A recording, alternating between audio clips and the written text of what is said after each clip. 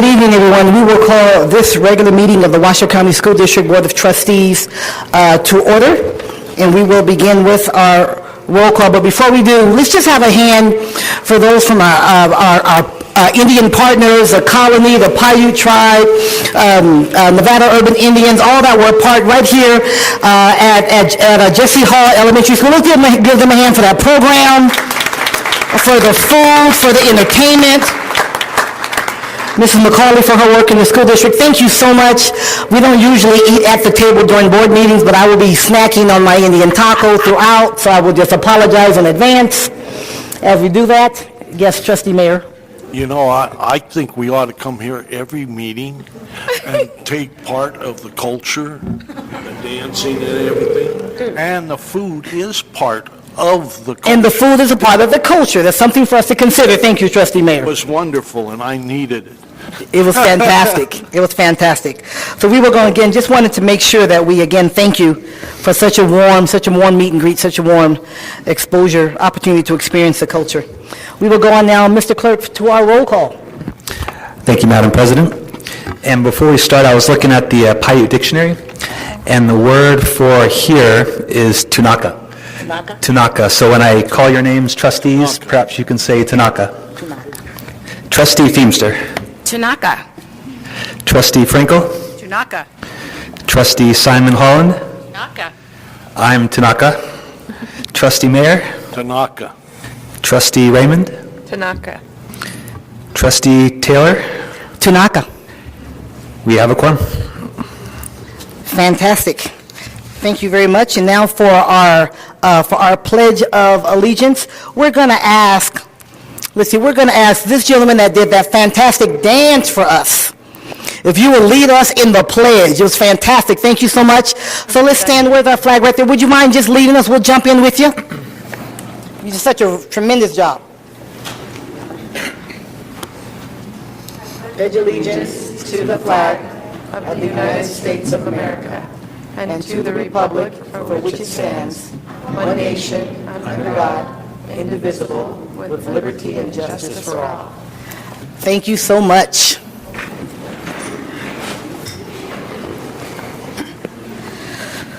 Okay, we will begin with public comment. Before we jump into the agenda, JJ, do we have any public comment? John Moran. Mr. Moran, right there at the microphone, sir. You will have 3 minutes. Thank you for being here, sir. Thank you. My name is John Moran. Members of the board and Superintendent Davis, last week you all received an email from me with an attachment about deeper learning.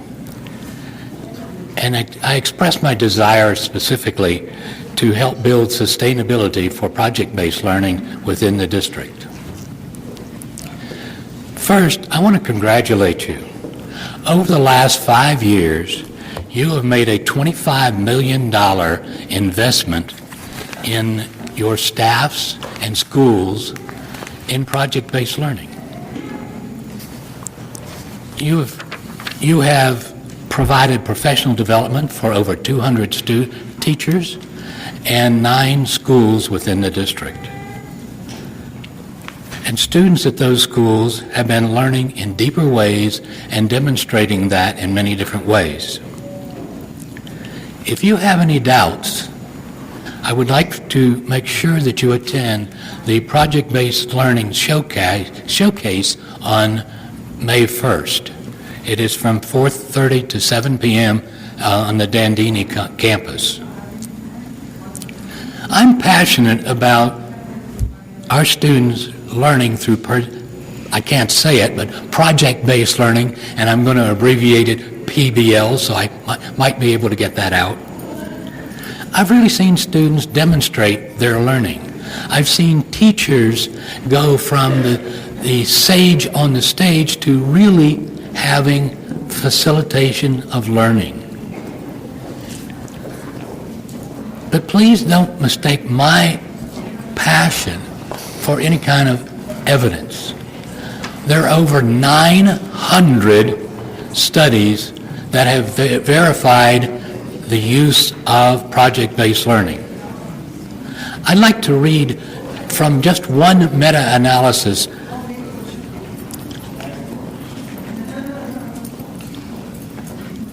Compared to traditional instruction methods, students engaged in small group learning achieve higher grades, retain information longer, and have reduced dropout rates, improve communication and collaboration skills, and a better understanding of professional environments. So, since the funding is running out, I'd like to make a proposal to the board and the county district. I would like to lead and facilitate a community of practice for the principals that are already in schools who are already been trained in project-based learning. I'd like to put that group together to complete, and I'll stop there. Mr. Moran, thank you so much for being here. Jeff Church. Mr. Church, Jeff Church? I didn't see you. There you are, sir. Welcome, sir. You know the routine. You have 3 minutes. Thank you very much. For the record, my name is Jeff Church. As a retired military member and veteran, I appreciate those veterans that went before me to give me this right to free speech today.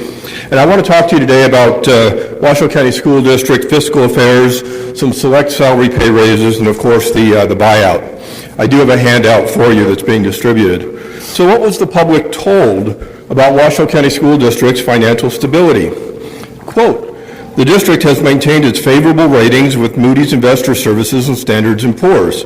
Goes on to say, "These rating firms complimented the district for its strong fiscal management and conservative budgeting practices." End quote. That was from the 2016. Your own report, right here, December 8th, signed by your superintendent, Tracy Davis, says, "This new report demonstrates WCSD's prudent fiscal policies." Well, where are we today? A $40 million deficit. December 2016, we were never told a word about that. We were told how wonderful things were. Suddenly, there's a $40 million deficit. So I want to talk about a couple salary increases. The school district's financial officer had to know about the impending crisis, unless he is utterly incompetent. So how is it that he and others were awarded with massive salary and pay increases well above standard inflation or the cost of living? Can anybody see a conflict here? He went from $150,000 a year to $207,000 a year in just 4 years.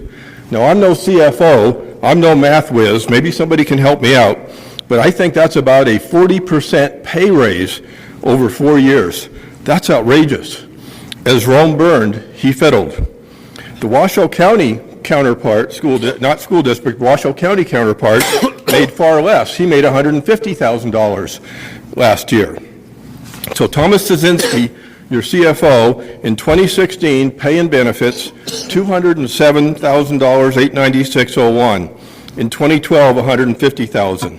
Now, whose responsibility, other than yours, was it to oversee him? Perhaps it was COO Pete Eckhart. Well, he made a pay raise in just 4 years of $82,000. That's a raise. That's not what his salary was. In 2016, pay and benefits, $215,000. In 2013, he made $132,000. Again, I'm no math whiz, but if my math is right, that's a 65% pay raise in 4 years while you folks were broke. And he had to know that you were broke, and yet he took that pay raise, and you folks approved it, or the former board did. So now's the time to act, and now's the time to think prudently before you give out any kind of a buyout. Thank you. Thank you, Mr. Church.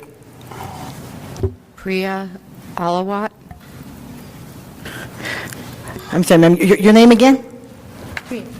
Priya Kalawat? Sorry? I'm sorry, just your name? Priya. Priya? Alavat. Okay, Priya, welcome, Priya. You have 3 minutes, Thank ma'am. you. Thank you for being here. I'm just here. I just wanted to, being an educator, I wanted to share a little Asian perspective here. I'm not a typical Asian. I've lived in many countries, East and the West. I'm also a teacher by profession, taught for many years. And I've witnessed firsthand the damaging effects of the Asian education schooling system on the children. And in the 21st century, I think we are all aware The kind of skills which are needed are creativity, innovation. I mean, I don't even have to say it. We all are already aware. Leadership, teamwork, and most important, ability to work with the different cultures. And American students, coming from that perspective, having lived in different countries and seeing the American students, back to being a student myself, I still look at them as a teacher. I'm able to observe them as a teacher. And I see that American students already have that. They're already ahead in that. And that strength needs to be honed. Their strength is not test-taking, though it's important to a certain level. It's not their strength. It's the Asian student strength is test-taking. And there are some good Asian students who've come out of that system, but it's not because of that system. It's in spite of that system. And my point being that in the 21st century, where the globalization, era of globalization, American students need to be competing from a point of their strength and not their weakness. And that's all. I just wanted to share that perspective. Thank you. Thank you, Ms. Priya, for being here. Thank you so much. That's all I have at this time. Okay, that's all the public comment that we have at this time. There'll be other opportunities throughout the meeting as agenda items come up, and then one final opportunity at the conclusion of the meeting. Now we'll move on to agenda item 1.05, which is an action to adopt the agenda. These are agenda items here that as presented to the board. I will, just as we consider this, move agenda item 6.02, which is the presentation and update by staff on the American Indian programs and so on, because we have a presentation that we'd like to make, and there are guests that are here for that, so we will move that and consider that. Prior to the consent agenda, we will reorder that a bit. Are there any other desires of my colleagues to make any other adjustments to the agenda? Okay, seeing none, I will entertain a motion to approve the agenda as amended. So moved. Is there a second? Second. Been moved and seconded. Any discussion? Okay, seeing none, all those in favor, please signify by saying aye. Aye. Opposition? Okay, the motion is carried. Let the record show that it is unanimous. We will go on to agenda item 2.01, board reports. And just as a reminder to my colleagues, no discussion among the trustees will occur at this time in adherence to the open meeting law. So we will start right here to my right. Trustee Veronica Franco, board reports, my friend. Unusually, I'm going to pass. It is unusual. Well, thank you very much. Vice President Holland. Thank you, Madam President. Just two items. I had the opportunity with Trustee Scott Kelly to tour schools in Incline, and we had a wonderful day, and it was a day without snowfall, so that was a happy day. And then I also had the opportunity to be one of the judges for the rehearsal of the We the People team from Reno High the night before they were leaving, and had the privilege of being a judge with Supreme Court Justice James Hardesty and District Court Judge Bridget Robb, which I felt like I was way out of my league. Oh, wow. Thank you. Good for you. Thank you, Vice President Holland. Clerk Kelly, board report, sir.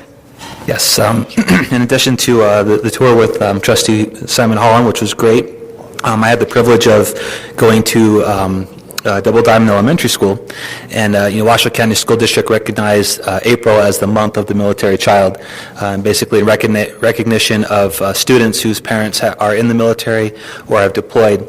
And so for the Double Diamond ceremony, we had a soldier that had come back from a tour, I believe, in Afghanistan, and he had one son in Deploy Middle School, one son at Double Diamond.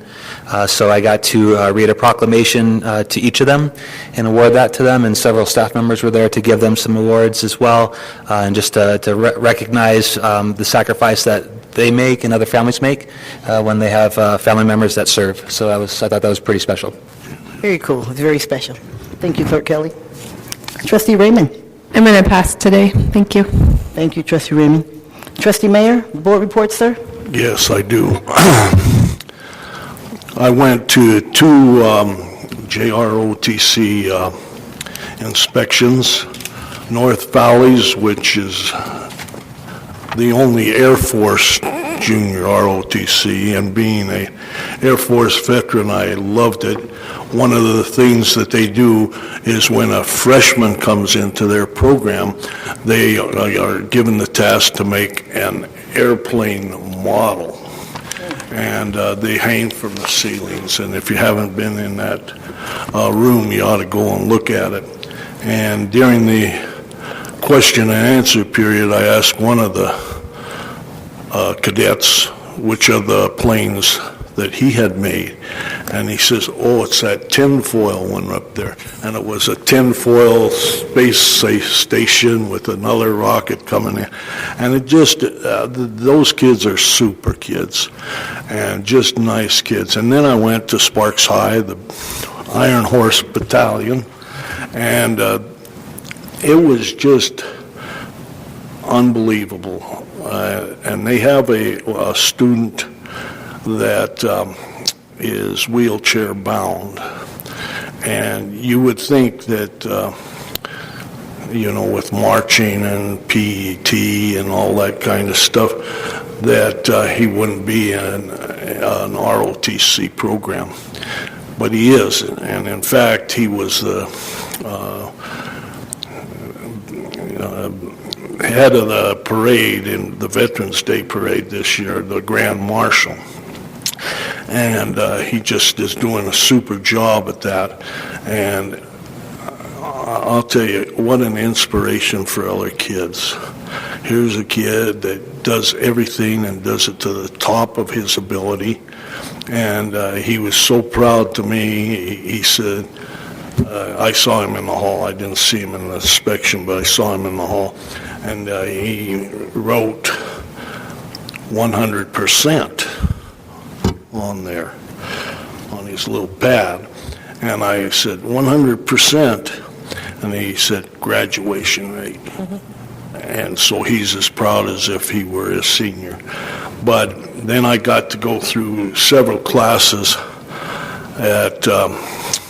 as my yearly visit, and they're doing a tremendous job. The AVID program over there that most of you have been to see is just going great guns, and they're just doing a wonderful job.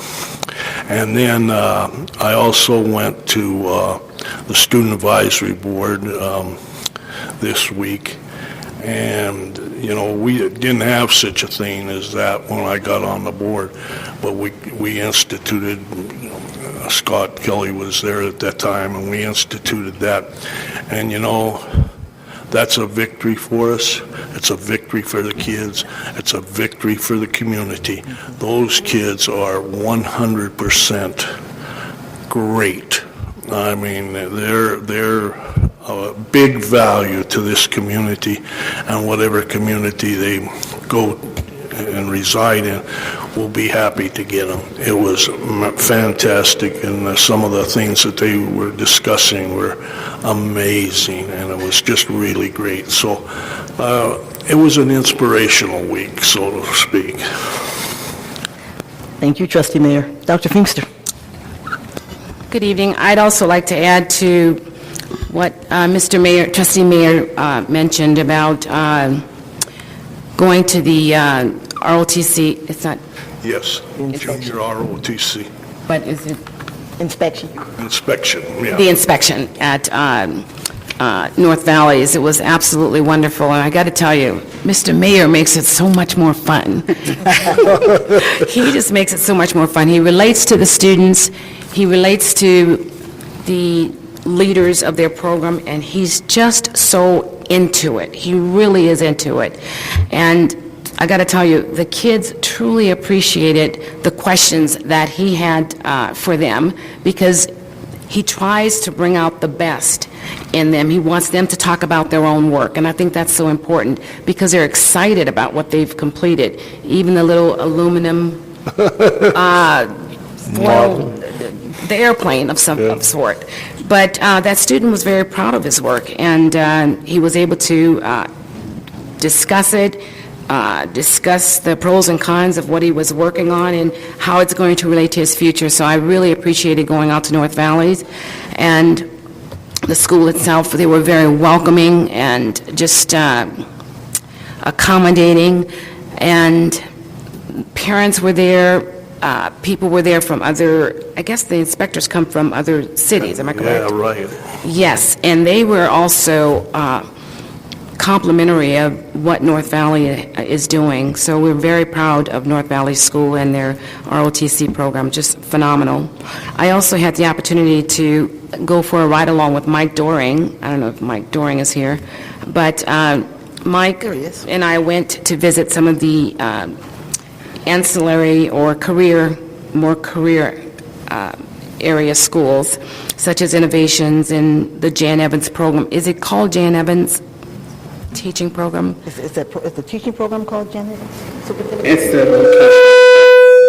It's It's located, but does it have its own name? That's what I was wondering. Turning point? Turning Point? Turning, what is it? whisper, say it. It's Jan Evans. Jan Evans. Jan Evans Turning Point?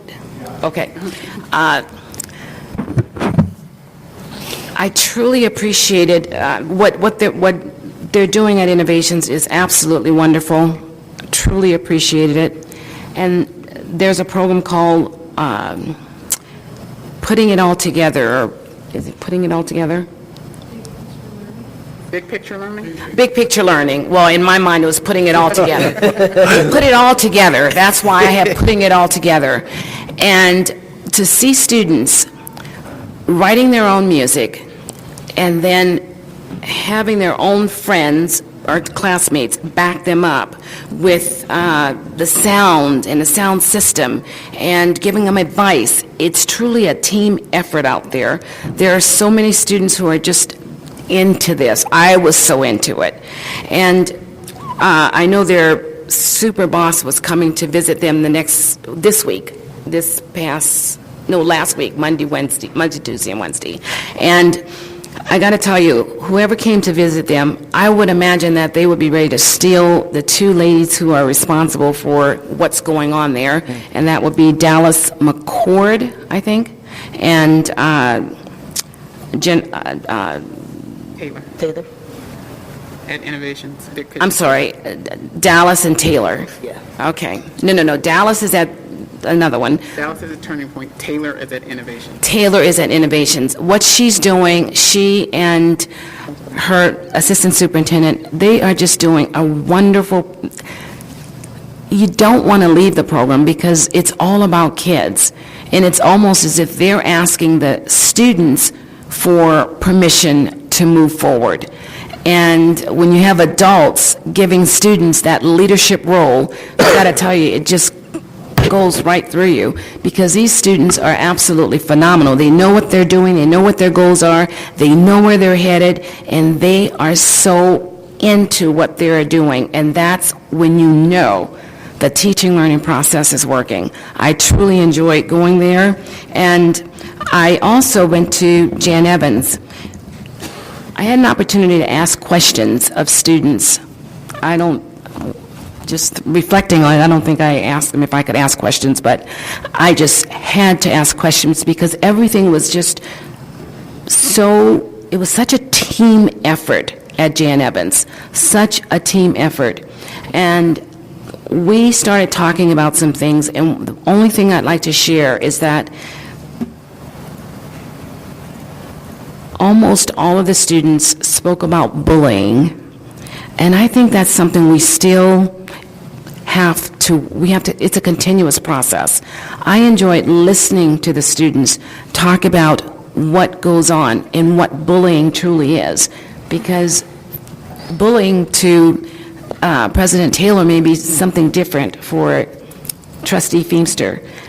However, there's something underneath that tells you that it's wrong. So I just enjoyed just what was going on in the classrooms. I enjoyed the teachers. They're so enthusiastic. The administrators are just beyond reproach. So we've got some great things going on, and whoever supported these programs, I got to tell you, thank you, because they are just going to higher grounds. So thank you to whoever is responsible for supporting the programs that are going on. Thank you, Dr. Feemster. Really, for my report, all I have is, just want to put on the record a big thank you to Westergaard Elementary School. Their staff took a day to all wear pink, take a picture, and then just send it to me and for support. So it really, really, really touched my heart. So I really appreciate them doing that. So thank you to all of the Westergaard teaching family that were there. Really, really, really touched my heart. That's great. It was awesome. It was awesome. It actually made me cry. So Okay. yeah, I did get That's all emotional. right if you cry. I did. I got emotional. Superintendent Davis. I'll try to be brief. I wanted to just give a shout out to the Reno Sparks Negro Business League, who actually honored our own officer Lafayette Webb when they honored law enforcement. I forgot to mention that at a last board meeting. I did a shoot and an interview. We will be on the cover of Nevada Business Magazine. I believe it's the August issue. 2 Saturdays ago, we opened up with the Great Basin Youth Soccer League, and I think I tweeted out pictures. It was really great to see all the 3- and 4-year-olds, our future students, and thanking those families in support of WC1. And on the same day, I met Pete at the WEA Association, had an opportunity to speak with teachers in the association around budget issues, concerns, and the next steps as it related to our building plan. Last week, I spoke at the Public Education Foundation at Caesars Palace as we look at community-wide partnerships across the state, and they're doing some great work and working with us. Parent-teacher home visits, national work, kudos to that department. When we went to meet for our annual board meeting, Washoe is just knocking it out of the park with our parent-teacher home visits, and thank you to all the teachers who participate in those activities, because we know how important it is to build those relationships with our families. And then lastly, Trustee Molina attended the faith-based breakfast with me, and we had a great time engaging with our community leaders about their thoughts around the budget and some other issues of concern to them, and so I just wanted to thank you for attending with me. That's great. Thank you, Superintendent Davis. As stated previously, we're going to pull up agenda item 6.02. This is our informational presentation and update by staff on the American Indian Alaska Native Data Programs and Services. This is for information and discussion only. I know we have a couple of guests involved, and so we appreciate the work that you did. Thank you for the meet and greet and for the program that you put together for us. I know we all enjoyed it very much, and so we look forward to your presentation. Thank you. For the record, I'm Tiffany Young, the Coordinator for Equity and Diversity, and I supervise Indian education for Washoe County School District. Good evening, and for the record, I'm Chelsea Solmsauce, Indian Education Specialist with the Equity and Diversity Department. So we do want to say thank you again to our partners from our Native American community, Reno Sparks Indian Colony, Pyramid Lake Paiute Tribe, and Nevada Urban Indians. They are part of our PAC, which is our Parent Advisory Committee. And at this time, we're going to give you an overview of the Indian Education Program as we have been moving forward in Washoe County School District. So if you look at the information on the slide ahead, it says Washoe County School District Title VI Indian Education Program. We do want to note that it has been changed from Title VII, and so we've been very strategic in making sure we update all that information. The Indian Education Program is funded by Title VII. It's a formula grant, and it is for our tribally recognized students who actually complete a 506 form and have been recognized in the district for programming. The funding is actually based on the number of students that qualify under 506.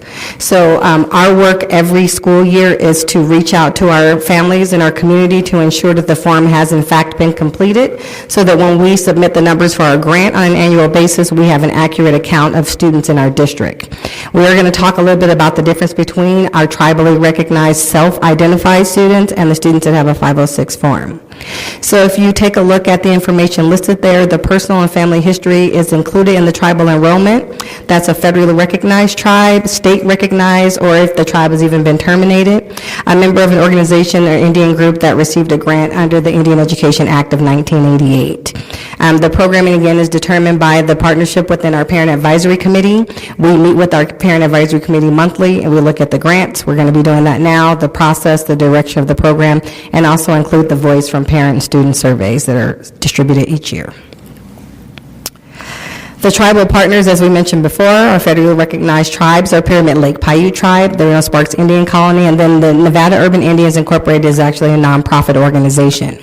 Each partner has a voting and ex officio member on our parent advisory committee, and so we meet with them on a monthly basis, and we rotate different locations, whether it's within the Reno Sparks Indian Colony, Pyramid Lake Paiute Tribe area, or somewhere close to our Nevada Urban Indians area within the district for our monthly meetings. So now I'll be discussing the programming under Title VI.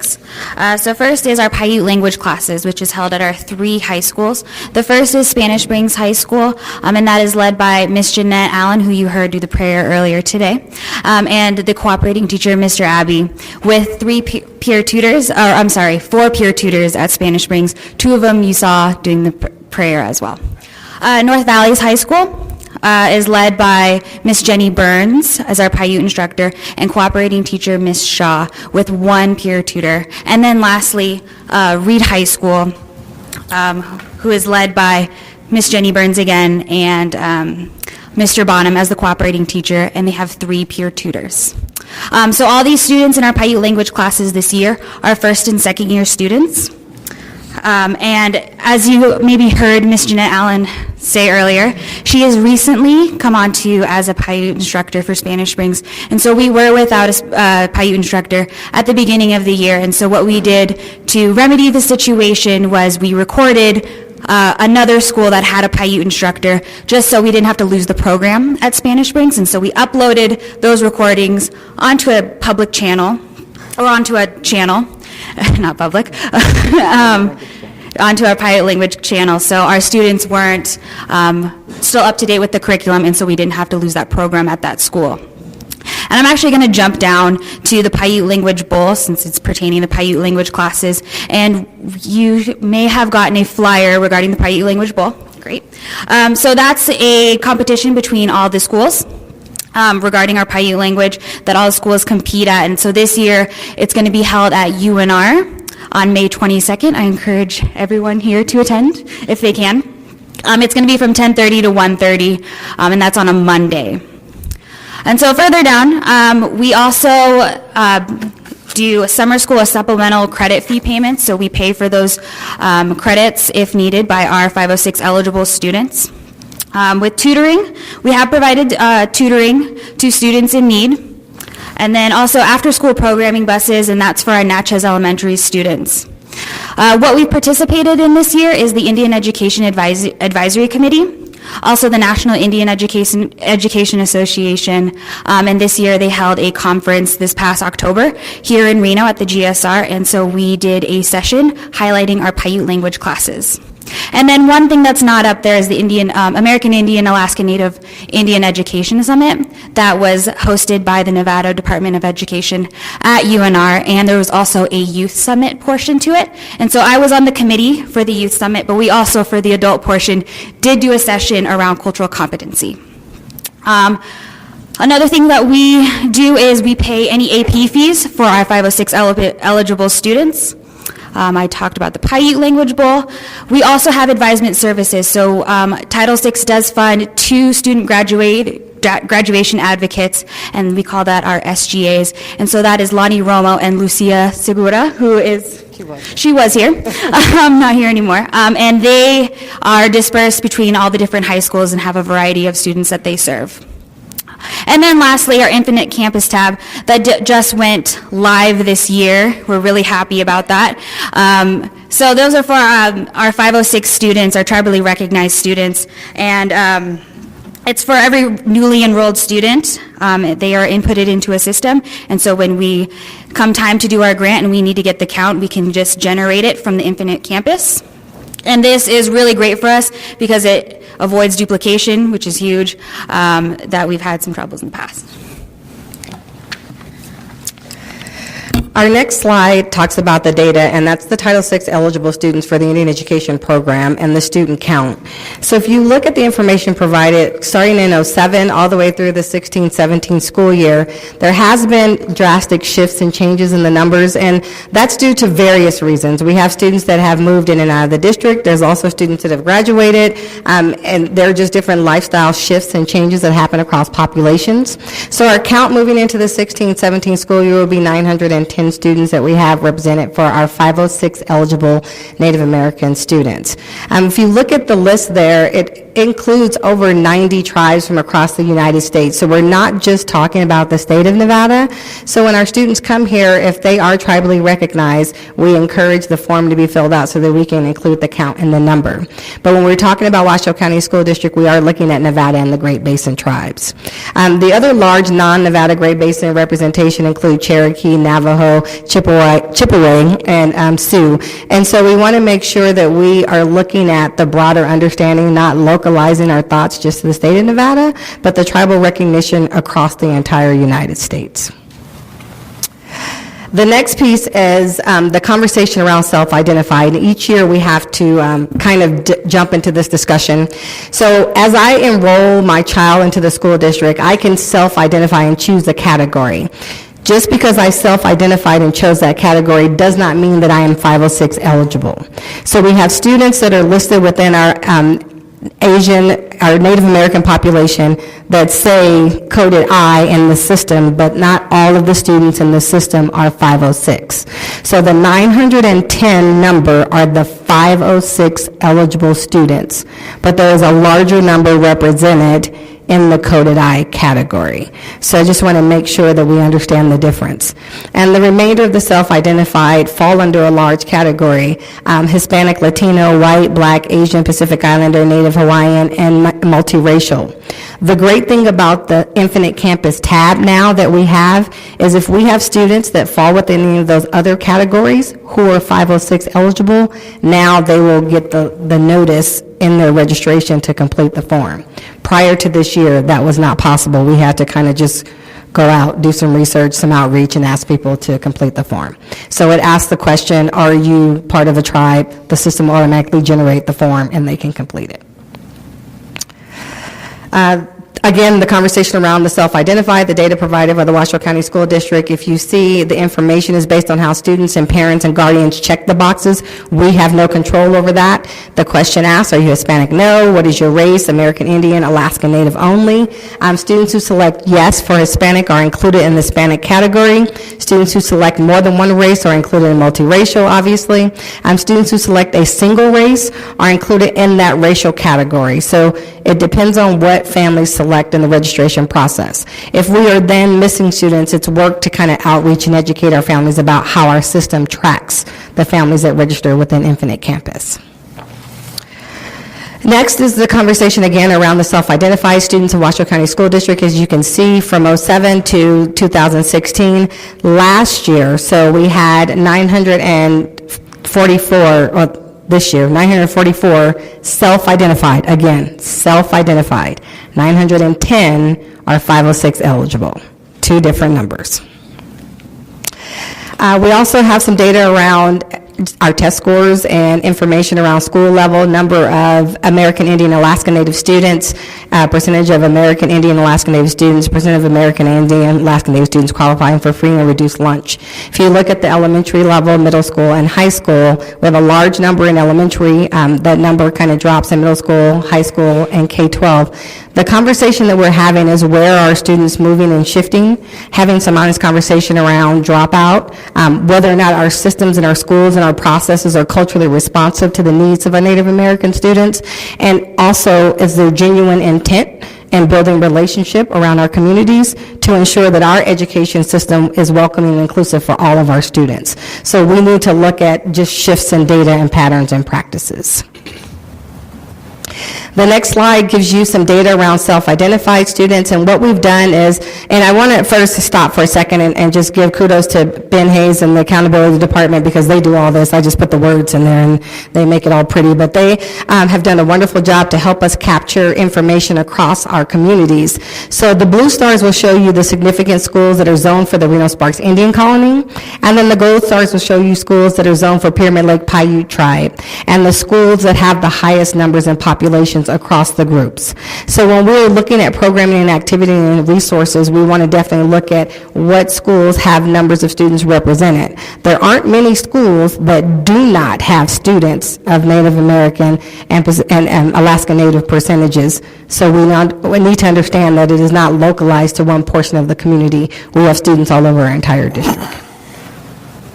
The next is the graduation cohort, and as we can see, we have had an increase in graduation rates, and some of the questions and conversations have been whether or not that's something we've done, or is it something the community has done. I will say that when we work with our Native American communities, there is a great value on education. There is constant conversation about supports and academic resources and the knowledge base that's in that community, academically and culturally, and just holding to even we're having conversations around language. So yes, we as a district have done a wonderful job, but I also want to applaud the communities for building and holding and honoring education in the communities, because sometimes we don't acknowledge that that's what's happening in the homes, but there is more work happening around education in the homes, and we're seeing an increase in our graduation rates. This next slide is just titled 6 versus self-identified, and it talks about students that are eligible, students that have been identified. It just shows a difference in the rates around ELA and math, around elementary and middle school, and then the high school graduation rates. So we like to show the shifts and changes, and we know that there's some decreases. We also see that there are increases as well, to give you a snapshot of what's happening across data, and so that you understand that when we're looking at program and practice, it's not just about backpacks and supplies, but we're also looking at academics, and we want to look at shifts and changes, growths, and any decreases that happens across the communities. So with that said, we go to our opportunities, and we look at just the continuation to meet the unique academic needs of our Alaskan Indian and Alaska Native students in Washoe County School District. We want to continue to sustain and expand relationships and partnerships with our tribal, state, and local federal entities, provide professional development, which we've been doing. We spend a great deal of time out at Natchez Elementary School providing some professional development. I'm working with our central office, and because Indian education is under the equity and diversity umbrella, that conversation is constantly in the professional development that we provide, and develop strong support systems within and outside of the school district, cross-department collaboration, universities, the Hungry Valley Vertical. I want to thank what happens at Jesse Hall, Shaw, and Spanish Springs, and working with these groups, and the strengthened partnership that we have with the Department of Education Indian Education Program. So with that said, we want to thank you. Thank you. Any questions, comments, or feedback? Yes, Dr. Feimster. So is there one particular coordinator for Indian education, or? Yes, so Chelsea is the Indian Education Specialist, and it's under the Equity and Diversity Department. Okay.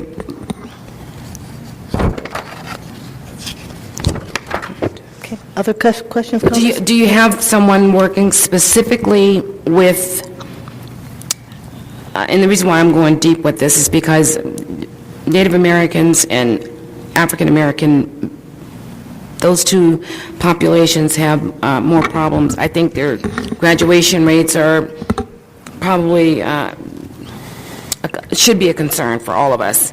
I'm just wondering, there are 3 people on staff for the Native American population?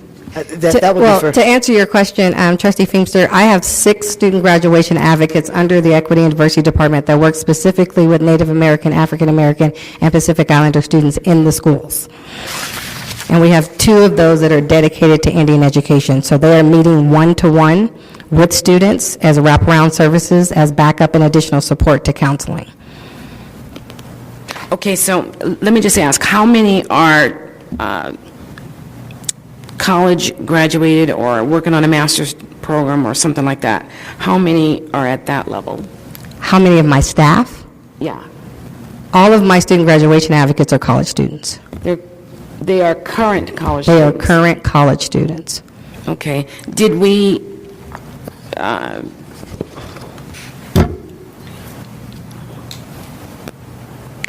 ever have a position where that we could put in 3 students who are working, who have already graduated from college or who's working on a master's? Because I think this is where this is where we really need a huge concentration of college graduate individuals working with our groups at Natchez or Jesse Hall, wherever the students might be. I'm just...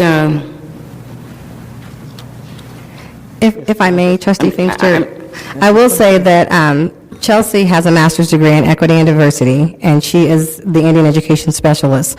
Our student graduation advocates are pursuing their college degrees, but I also would say that it's an opportunity. I do understand your emphasis on the need for college graduated individuals, but I also know that there's a real opportunity for honest conversation about current college experience, so that the fact that they are pursuing their degree, but also involved with teams that have high levels of degrees, in addition to including the community in that conversation, because it's a partnership. But I do understand the emphasis that you have, but I know that the student graduation advocates in their role as current college students can provide a definite relevant conversation and experience about next steps and next challenges. They're not so far removed and they're not so far ahead that they can't connect to the students. Superintendent Davis? Do you have more questions? I was just going to address I them. think she could share some information that's centered kind of around where you're headed in terms of support for those Well, I just feel that targeted where we groups. need where the need is, we need to have individuals who can, I have no problem with them connecting with the students. I know that you would not select individuals who would not connect with the students and have great relationships. That's so important. But if I look at the other part of it, I think it's that same situation around the United States where your lower income schools have, for the most part, your teachers who are not highly qualified. So if you look at that, I'm just wondering if will these individuals come back to us, maybe? Is there an incentive for them to come back to us and work in the department? Or do we have the money for that? Or, I mean... Great question. I just think it's important to have a highly qualified, certified individual working with students from... those groups that have the largest challenge areas, really. They have the bigger challenges. Yeah. And it's just that we sometimes overlook that, and I don't want it to be overlooked, I guess. I don't want it to be overlooked. And to have,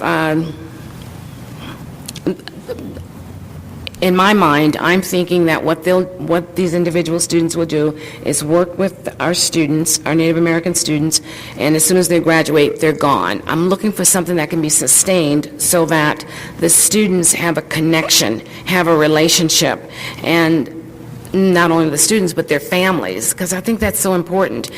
Is it the fact that there's not enough money in Title VI to get the funding, or... Am I in the wrong title? Okay, so I think there is a larger conversation around the work done with equity and diversity globally, right? Because the focus of this was really about the Indian education, but I think we should address some things around where the former board was. Equity and diversity, at some point in the last 5 years, ended up being one person, and the board was dedicated to growing that out over the past 3 years. So we started with when I was here, so we're talking in the 5-year span, one person, and we've actually grown that out to provide services to not only just our students and our families, but our teachers, administrators, around cultural competencies and a variety of other things. When we look at the data is interesting, and I know you and I have had some conversations about it. Statistically, it's hard because we have very small populations, and one or two kids can trigger a huge jump, right? Yeah. So we've been doing this based on really, in some cases, the difference of one kid. We've been working with our community leaders around partnerships as it relates to mentoring, a variety of subgroups, and very intentional and purposeful about who we are targeting for a variety of needs. I think when we bring in the parent engagement piece, right, then we're looking at the partnership with Delisa's office, School Partnership Office, and the work we're doing with parent engagement and connecting these people, these students, in times where they have struggles, but also engaging the families. So it's very much larger. The larger picture extends beyond equity and diversity, but I think from where we were 3 years ago, if the board remembers when we worked on this to expand this, we've grown significantly over the past 3 years in doing this work and being purposeful about including this work as part of what we do for our fundamentals and the larger district as a whole. Did I help you out? I have to kind of go back the past 5 years so you can realize the investment to get to here. I don't believe that we are where we want to be, but based on a larger economy, we have done some significant things to grow this. Trustee Mayor? Yes, I want to dwell on the positive here because I think Dr. Young's program in diversity has hatched. It was an egg.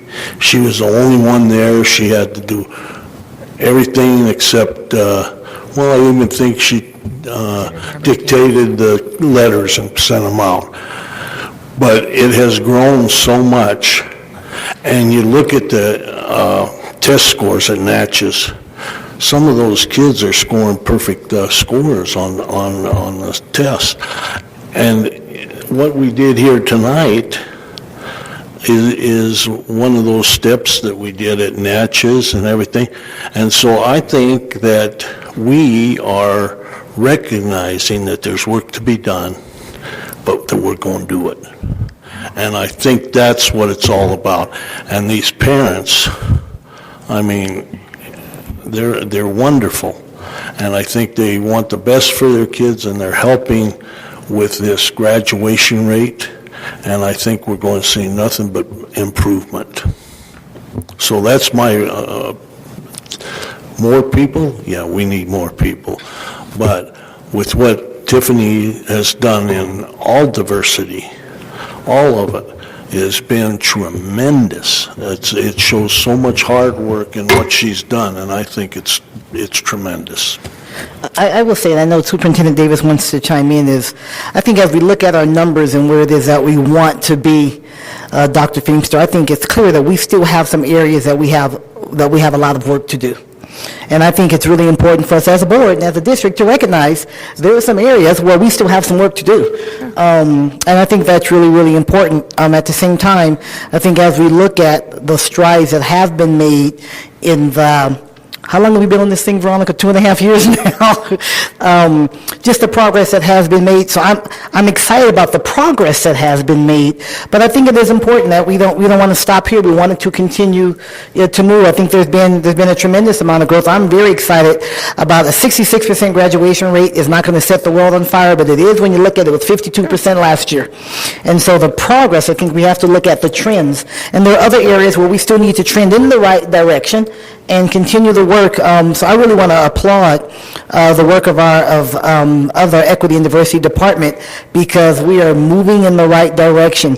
There's a tremendous amount of great work that's being done, because every one of these numbers that trends is a kid that's getting an opportunity that 3-4 years ago, when those commitments hadn't been made and the staff hadn't been expanded and the parent and the parent engagement piece hadn't broadened to that extent, the mentoring and the things that are happening now in the community hadn't been in place. Those are kids that were getting missed. And so I anticipate and look forward to the positive trending, the continual positive trending in those areas where we see we have a lot of work to do. But I'm excited about the progress that has been made, and I think we'd be remiss by not saying that, but let's keep it going. because we aren't there yet.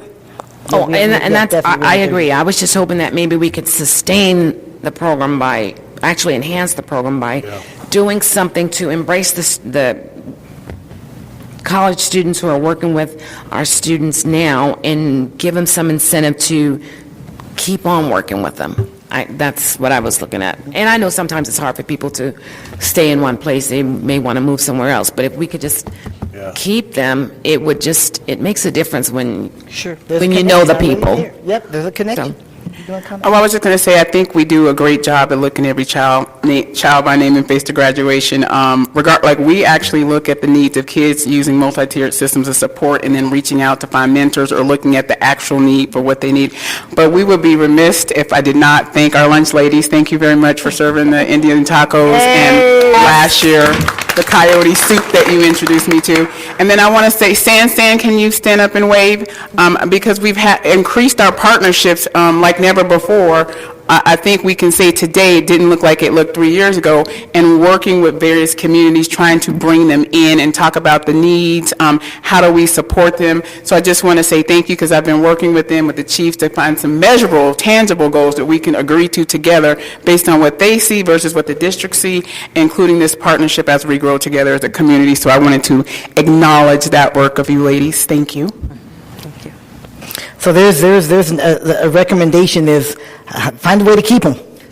Okay, Yes. I'll work on that. Yeah, that's it. I guess that's it. Yes, it's find a way to keep them. Find a way to find Exactly. grow your own. All right. Grow your own. Thank you. But thank you for your work. Any other comments, questions, suggestions for Ms. Young and her team? Chelsea and Tiffany, thank you so much for your work. Thank you for providing this evening tonight. Thank you. We appreciate it.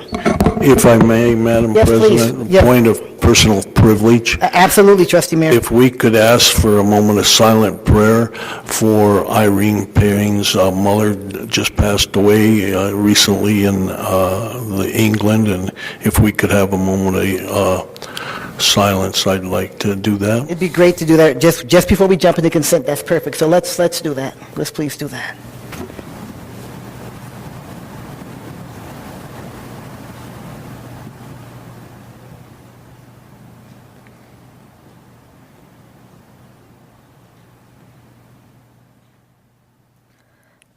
Thank you, Trustee Mayor. Irene, please know that our hearts and prayers and thoughts are with you and your family during this. It must be a very difficult time.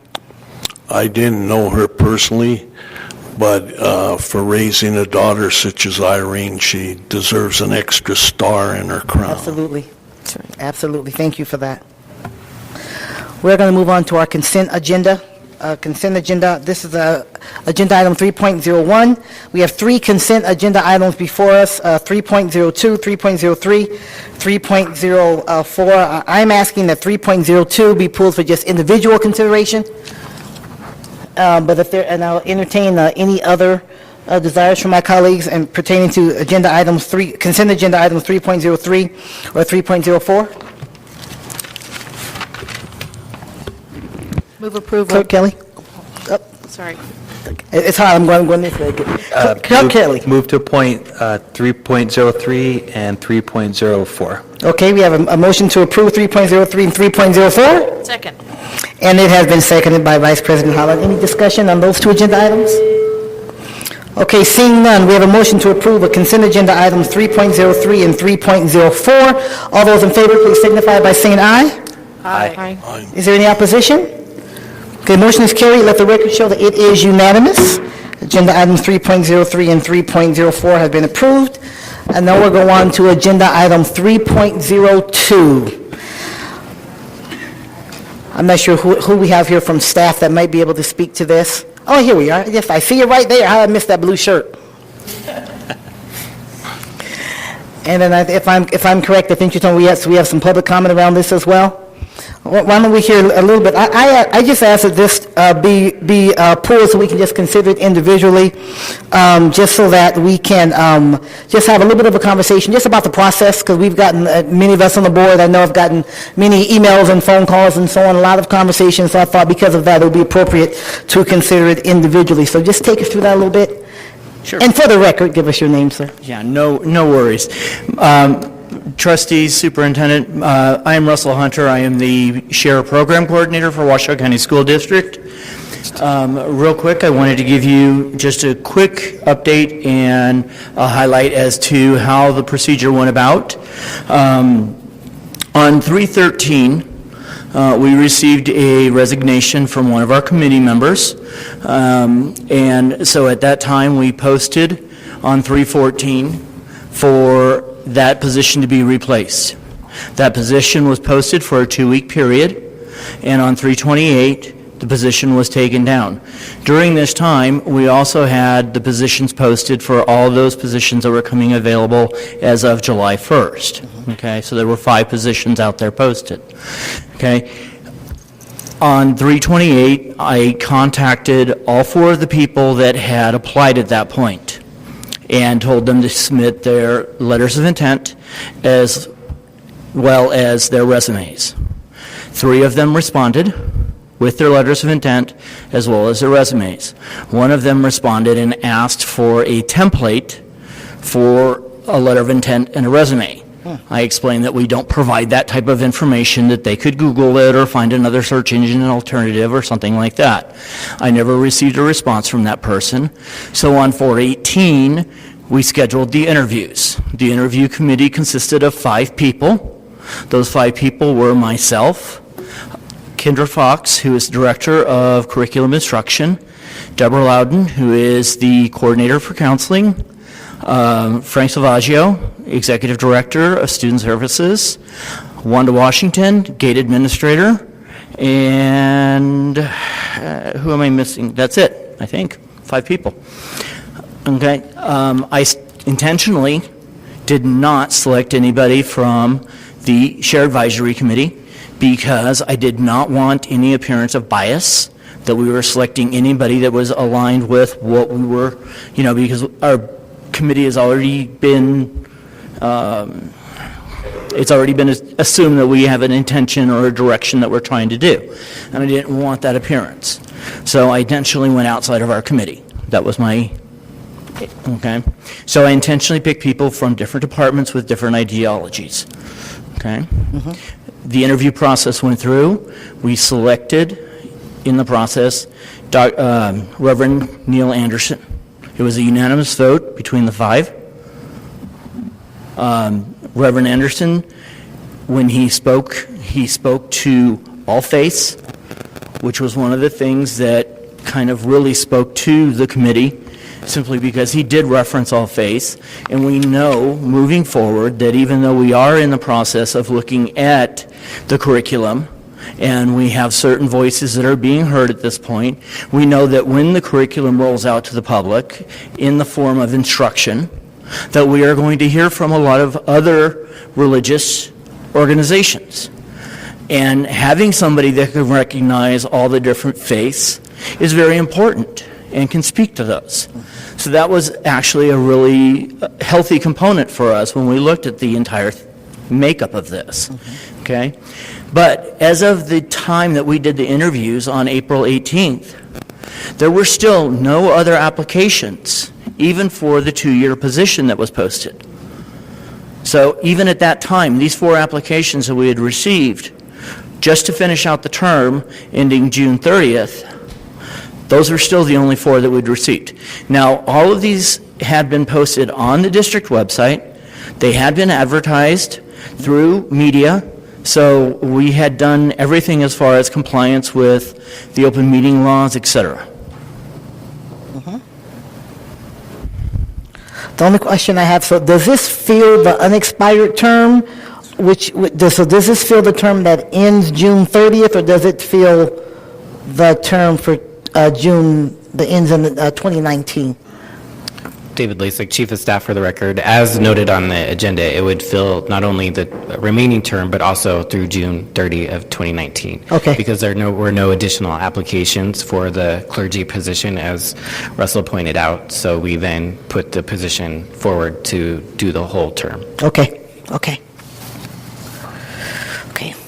Thank you. Yes, please. Vice President Holland? Is Reverend Anderson here tonight? Is Reverend Anderson here? No, Reverend Anderson is not here tonight. Okay. I did speak with him this morning. I did have a meeting with him this morning to get him up to speed with our current curriculum and the meeting that we have scheduled for tomorrow night. Is there, I'm just curious. I would Please. just, in the future, I think if the board is making an appointment, it's nice for the board to actually meet the person that they're considering. Okay. Was that something just for future reference for any committee, really? Right. Not simply just for this one, so. Correct, yes. So, absolutely, yes. Trustee Frankel? Yes, thank you, President Taylor, and thank you, Mr. Hunter. One of the questions I had, and you alluded to one of the criteria that you thought were very important when you looked at the applications, and that was the ability to speak to multiple faiths, and I appreciate that. What other criteria did you look at in looking at the applications? It's always helpful to me to understand what the interview committee was kind of looking at as they evaluated the applications in general. We looked at several different things. We also looked at the fact of whether they were actually practicing in service at one of the local churches, length of time in our community, et cetera. One of the applicants was not a practicing, even though they were ordained. Another one was new to the community. They also indicated the reason they had applied was because one of their parishioners had asked them to. So that was, they were fairly new to the community. They didn't know much about the community. And Dr. Anderson also spoke to the fact that he was not, he spoke to the spiritual and the emotional. And that was, that is very, very important because that's the piece that, we're hearing needs to be addressed. Because a lot of us are looking at the science. We have doctors, we have, people of that nature, and that's one of the things that we're hearing from people that they want to hear is the spiritual and the emotional piece that comes from that religious perspective. And so we've addressed that. Okay.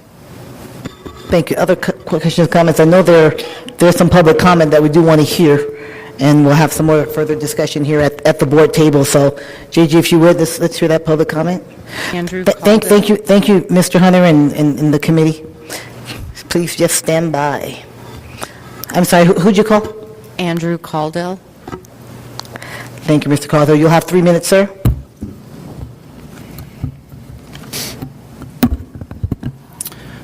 Good evening. Andrew Caudill for the record. After reviewing the names and profiles of the 3 people being considered to fill the religious position on the Share Committee, it appears the intent is to find someone that agrees with the proposed curriculum instead of appointing someone that represents the Christian community. A member of the religious community should be a Christian pastor that preaches from the Word of God. This person would hold relevance with the community and would be respected as a person that represents the views and beliefs of Christians in the district.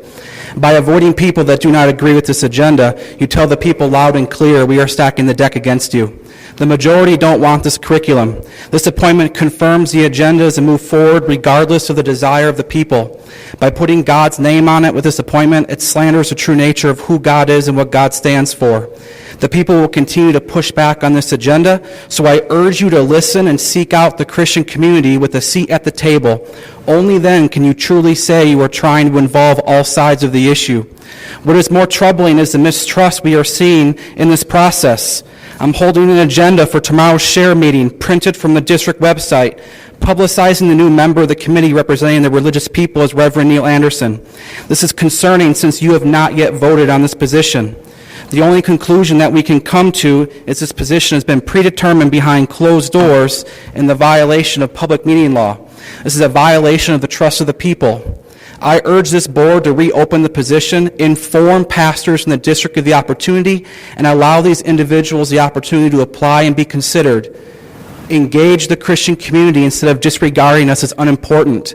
I recommend this position be voted on during one of your meetings in June, since the term does not start until July 1. This process must be transparent and just as expected by the people of the district. Because the district has been in violation of NRS 389-036, all action taken up to this point by the Share Committee is invalid and should be thrown out until a new committee is appointed for next year. I am sure parents would prefer a committee that is less hostile towards their rights as parents. Audio recordings of past share meetings show a complete lack of respect and regard for the rights of parents by committee members and the chair. Please consider your actions on this topic as the people are watching your every move due to the importance of this issue. I ask that you engage the Christian community. We feel like we don't matter. We're being pushed aside, and our opinion is being taken as unimportant at these meetings. I thank you for your time, and President Taylor, we are going to continue to pray for you as you battle cancer. So thank you very much. Thank you, Mr. Caldwell, and I appreciate your prayers. May I chime in on the open meeting law portion of the discussion?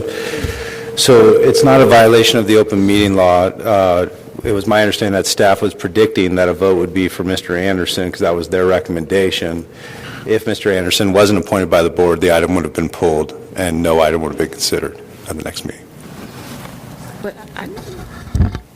Thank you, Mr. Rombardo. JJ, please. Karen England. Welcome, Ms. England. You have 3 minutes, ma'am. Thank you for being here. Thank you. A couple of things that concern me about this issue. Number one, as you know, I've submitted several Open Records Act to the board and to Russell. Most importantly, dealing with tonight on 227, requesting information specifically about the lack of a religious person who all had applied, several questions regarding the religious position that you are now considering filling. I am still waiting for an answer back for any of the information I requested. When all of a sudden they opened up the religious person again, I wasn't notified, even though I've got 3 different open records requests before the board. I've been in constant contact with Russell. I have, many of you have actually been speaking with our different pastors throughout the last several weeks, and they were unaware as a community that this position was open.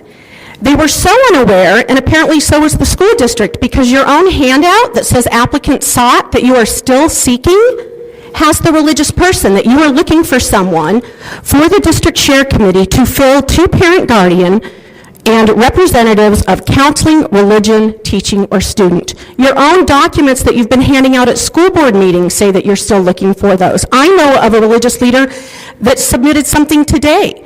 So unless I was sitting there looking at the share committee website and refreshing it every day for whatever these 2 weeks were, I don't know how you expected anyone to know that this was happening. I don't know how the other side, and that is how I will characterize it, knew that all of a sudden these positions were open. Again, I've been communicating and have a relationship with Russell. I'm not hard to find. Everyone here has my email and is getting my emails. And so, again, on 227, and I will be sure to forward it to you after this meeting, I requested information very specific to the religious position. So to not be given that information, one has to wonder why the information was kept for us. And I am aware of open meeting laws, but I'm also aware of walking quorums, aware of correspondence. As a matter of fact, your legal counsel was before the share committee at 2 different meetings explaining to them about emails, about not being able to build a consensus, to come to consensus vote. And so there's some concerns that the share committee has been in violation, which we will follow up later. But I want to encourage you to open this up. Your own documentation that you handed out tonight says the religious position is open. And let it be fair. And if Reverend Anderson is still the one that they come forward with, then in 2 weeks or 3 weeks, you can appoint him. Thank you. Thank you, Ms. England. Melissa Clement. Welcome, Ms. Clement. You have 3 minutes. Thank you very much. For the record, my name is Melissa Clement. I'm a parent of a high school student in the district. And thank you for the opportunity to speak. What you have before you when you look at the curriculum that's proposed is a very momentous decision that will impact parents and families and children for decades to come.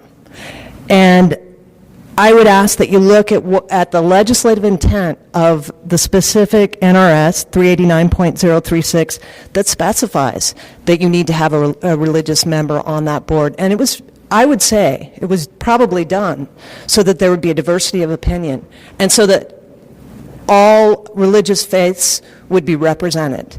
Because in reading the proposed curriculum, I would have to say as a Roman Catholic, my faith is not represented at all. Now, I don't expect you to teach my faith, but I do expect that the curriculum that you put before my children does not call into question the faith that we are teaching in our home. And that's what's happening right now. There are two specific portions of the curriculum that actually mention the Catholic faith. And that's offensive. And my feeling is that if you had had a member of the faith community involved in this all along, there would have been a diversity of opinion that would have protected those minority rights that we all have. The parents, we just want for our children to have a value-neutral sex education. That's what you should be looking for. And when you have I went to the share committee and everybody gets along. And that makes for a very entertaining meeting, but it doesn't make for good thought and producing the best possible policy. And so I would really ask you to consider putting this off, going back to the faith community, and really looking for somebody who can represent all faiths, yes, not one over the other, but also remember that maybe there are some faiths that do teach something different than what you may agree with or what you may agree with. And that will create the best possible policy. Thank you very much. Thank you, Ms. Clement. That's all I have at this time. Okay, I have asked legal counsel to just weigh in Yeah. on the composition of the committee, and some of those things have been brought up. So I think it's important to point out first that the United States Constitution prevents the district from making a decision based on religion. So we don't get to pick the faith. We have to be viewpoint neutral in our decision making. With regard to the construct of the committee, it has to be designed with one person from medicine, one person from counseling, one person from religion, one pupil, or one teacher, and only 4 of those 5 people need to be on the committee. When the committee started, we had a counseling position. That person stepped down. That person was then, we listened to the community as I understand it. We were told that the community wanted a religious-based person. We went out for applicants based on that. We received 4 applicants, and the interview committee determined that this was the best of the 4. So I just think that's important for the record. I will ask if, just because we've gotten several questions on this over the past month or so, I'm going to ask just our Chief of Staff, David, if you wouldn't mind just sharing a little bit, because some of the questions I've gotten directly had to do with why we didn't have a religious person on there initially, and then just, you did allude to it. You did allude to it, but then why because I know there are other positions that are open now, but this one came up right now, just to kind of fill in that as well. I think that's important for the record because there are many questions around that, so if you would. Sure. David Lacey, Chief of Staff for the record. So as Mr. Rombardo alluded to, about 2 years ago, when we initially formed the committee, there were no applicants for the religious position. So we filled 4 of the 5 categories that Mr. Rombardo pointed out. There were no religious applicants for that position, so we filled the other 4 of the 5 positions. The counseling person stepped down in March, and we had heard concerns from the community about not having a religious person on the committee, so therefore we opened it up to that position.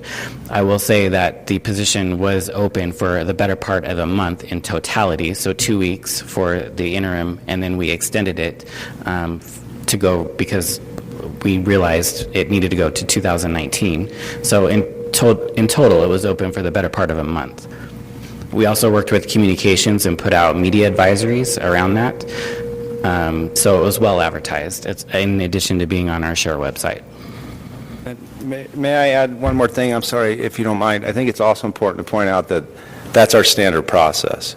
Nothing was done any different than any other committee that this board or the school district has. So we followed our standard process. In fact, we may have exceeded our standard process. I see David shaking his head, so he might be able to speak to that better than I, but we at least met our minimum requirements of what we do for every single committee we have or public body we have. Trustee Frankel? That was, in fact, my question, just to compare it in terms of our standard process for the different committees in our district. And you've answered that to some degree, but if Mr. Lasik has additional comments, I would love to hear those as well. Mr. Lombardo was spot on. Normally, our advertising of positions is about 2 weeks, and I see our Chief Communications Officer up here. This was open for more than 2 weeks, and during the extended period of time, there were no additional applications, so all 4 came from the initial time period. Did you want to chime in, please, Ms. Payne? For the record, Irene Payne, Chief Communications and Community Engagement Officer. If you wish, I can go through in some detail the activity we took to promote the vacancies on the committee. We started in January with sending out a news release. We then shared that news release on social media and on the district website. We followed that up in March with another media release. We posted it on the website. It was run by Channel 2 on their website. A little bit later in March, we actually posted it on our Facebook page, and we know that over 4,000 people were reached from that Facebook page. We made another announcement on the district's homepage on part of the slider, and then in April, we actually included it together with other vacancies on other committees in the Friday Minute. So we have, for the last 3.5 months, been promoting the vacancies through various communication channels. Go ahead, Mr. Lasik. I'll just add, we're seeking applications right now for 2 parent openings, for which it closes on Friday, and we've received 0. Something I was going to... How many did he say? He said 0. They received 0. My question on just on this, and thank you for all of those efforts that are being made, is my question would be, since a counselor had to step down, since someone in that counseling position had to step down last month, and the intention, just hearing from the community, was to try to fill it with a person from the religious community. Were there efforts that we did to specifically engage the religious community to make sure that they were aware? And I know that's extra. That's a bit above what we typically do. I certainly know that, but I'm hearing, because part of the idea was to hear from them. I guess we did it in a unbiased way, working through communications. I don't know how you decide which religious community you're going to target without being biased. Yeah, no, the intention is not to be biased at all, quite frankly, but since part of our idea was to engage another portion that hadn't been involved, I was asking if we did anything to do that. It's my understanding, and I see Irene standing in the background, or Ms. Payne, it's my understanding that it was specifically noticed that this was for the religious position under 389.036-2B, right? And so we basically specifically noticed that this is what we're trying to do. Again, it's my understanding from working with the Chief of Staff's office that the counselor position was no longer desired. The community desired more of a religion position, and that's why we did what we did. If I have that wrong, correct me, but that was my understanding. You're correct. And I would also add that the teacher we have is duly certified as a counselor and a teacher. So therefore, we went with the religious aspect. Kind of a 2-for-1 with that slot. Exactly. Mm-hmm. Did you have a comment, Trustee Frankel? Actually, just a comment as a kind of a follow-up to your question, because I recognize the difficulty we have from a fairness and equity standpoint. I kind of understand the perspective of advertising it very generally and not specifically targeting any particular community, because we could accidentally, without intention, miss a community. So I think that it makes a lot of sense that the advertisement was extended the way that it was. It makes a lot of sense to me. Just want to make sure I completely understand the terms and the 2 vacant positions. And so that was advertised at about the same time that this particular religious position was advertised. Am I getting that correct? And just to reiterate, there's been, Anyone could be applying for those if they could fill those. It's either a parent or a teacher or student and teacher. Just to clarify that. Are you talking about the parent positions? Yes. It's a parent Just strictly specifically. parents. Yeah, and we have 2 of those. The parents that we have on the committee now have children who are seniors, so they would be falling off. Okay. There are a couple of the report, when you look at it, there are a couple of that are specific to parent. Right. And so that's what and there are other positions that are up as well on that committee, correct? There are a couple of parents. I thought there were like 5. Help me, Mr. Hunter. By statute, there has to be 5 parents. I didn't mention that. I maybe should have. 5 parents and 4 of the other 5 remaining folks. And I'm sorry, I probably caused that confusion. So, Yeah. Sorry, Russell Hunter for the record. If we fill this position with the clergy, then we would have one other position, which would either be for a community counselor or student, and then we have 2 parent positions that are open. And so the intent in this then is to not just fill the term of the person that had to step down, but to go further. That is your decision as the Board of Trustees. Okay. You were leaning in, But yes, Trustee that Holland, is did the you have intent. something? Well, on another subject, so. Oh, okay. And I'm trying to make sure I keep my head on the swivel here, so I don't leave anybody out.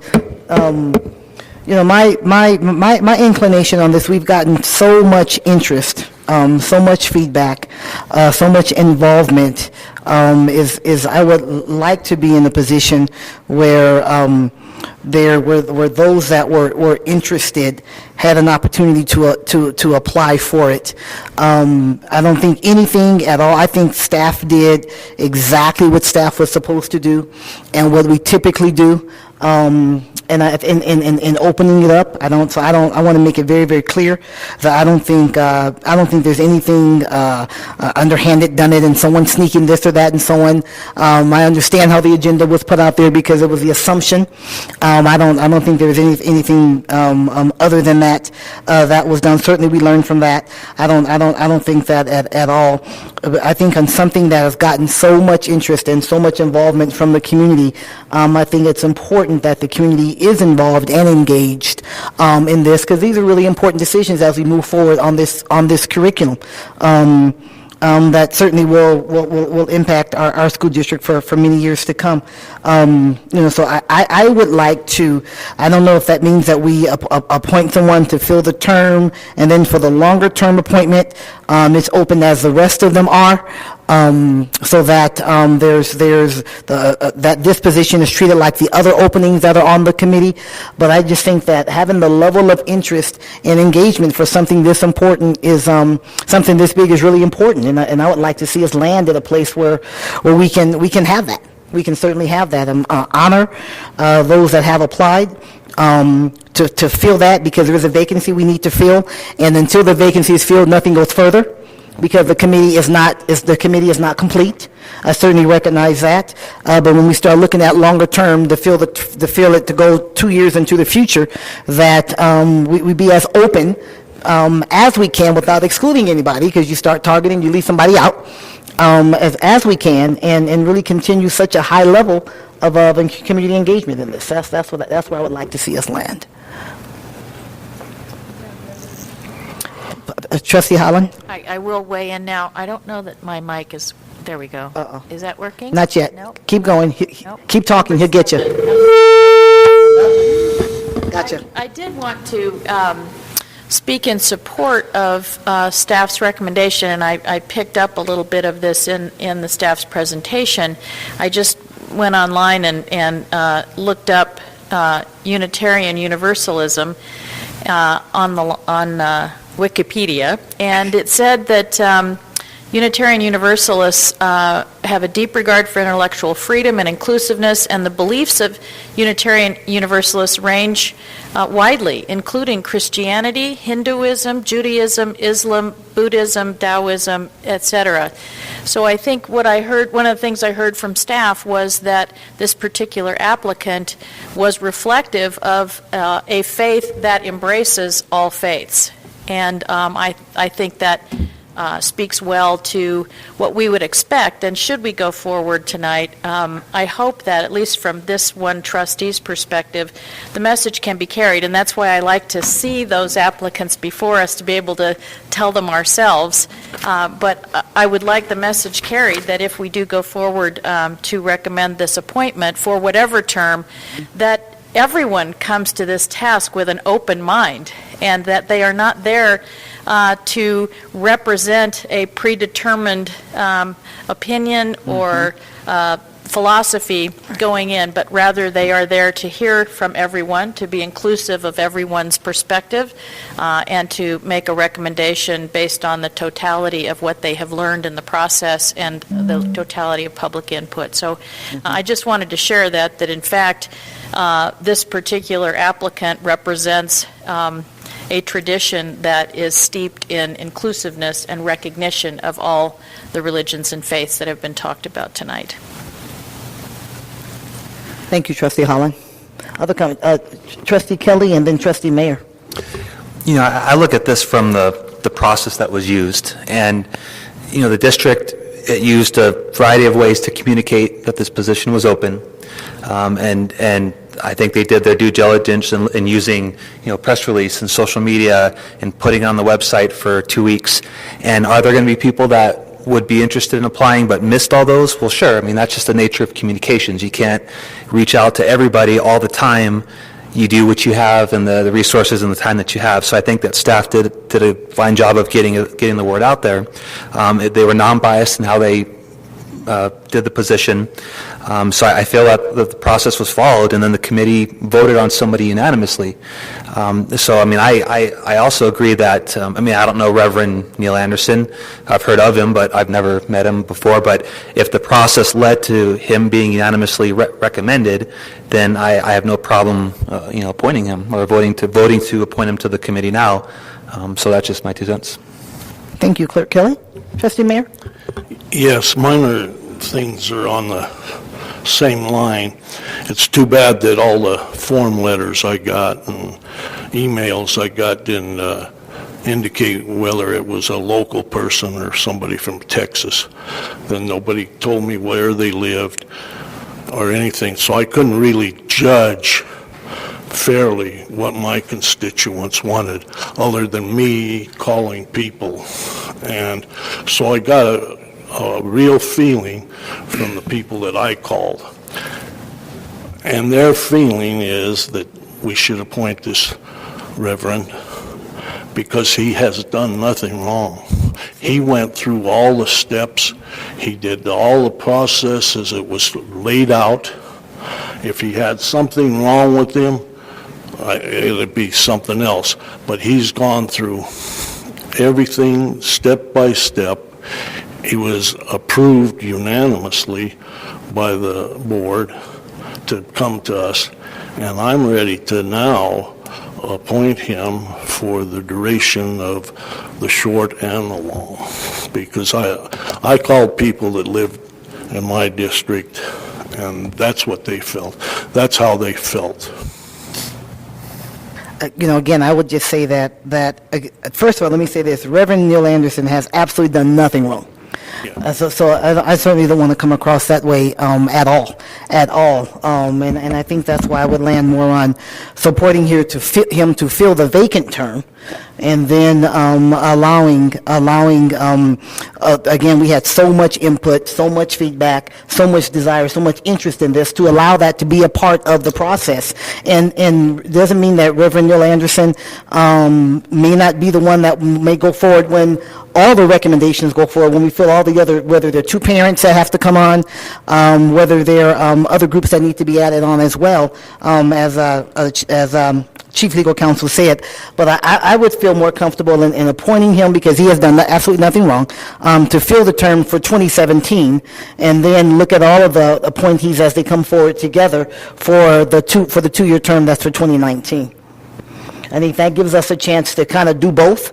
It honors that he did follow the process, and he has done absolutely nothing wrong, and I certainly don't want to say that at all. There's no reason to punish him by any means. But at the same time, it treats the committee this position in the long term in the same way it treats the other committee positions in the long term that will be coming forward to us after the deadline on Friday. Yes, Trustee Frankel. Well, I actually, and I cordially want to disagree with the fact that I think that we have followed the process, and I would agree with Trustee Kelly and Trustee Marianne, Trustee Holland, that we have followed the process, and I want to be very, very careful not to make anything different because of the people who may be represented under one particular religious perspective who may be here tonight, and others who may not be here tonight. So I am ready to make a motion that we approve the recommendation from the committee, from the Share Advisory Committee, for the 2-year term ending June 30th of 2019 for Reverend Neil Anderson. There's a motion on the floor that Reverend Neil Anderson be appointed to fill the Share Committee position through June 2019? Yes. Is there a second? I'll second. It has been moved and seconded. Any further discussion? Okay, seeing none, all those in favor, please signify by saying aye. Aye. Opposition? Okay, I oppose, so let the record show that it carries 5-1. Since Dr. Finks is not in the room, carries 5-1.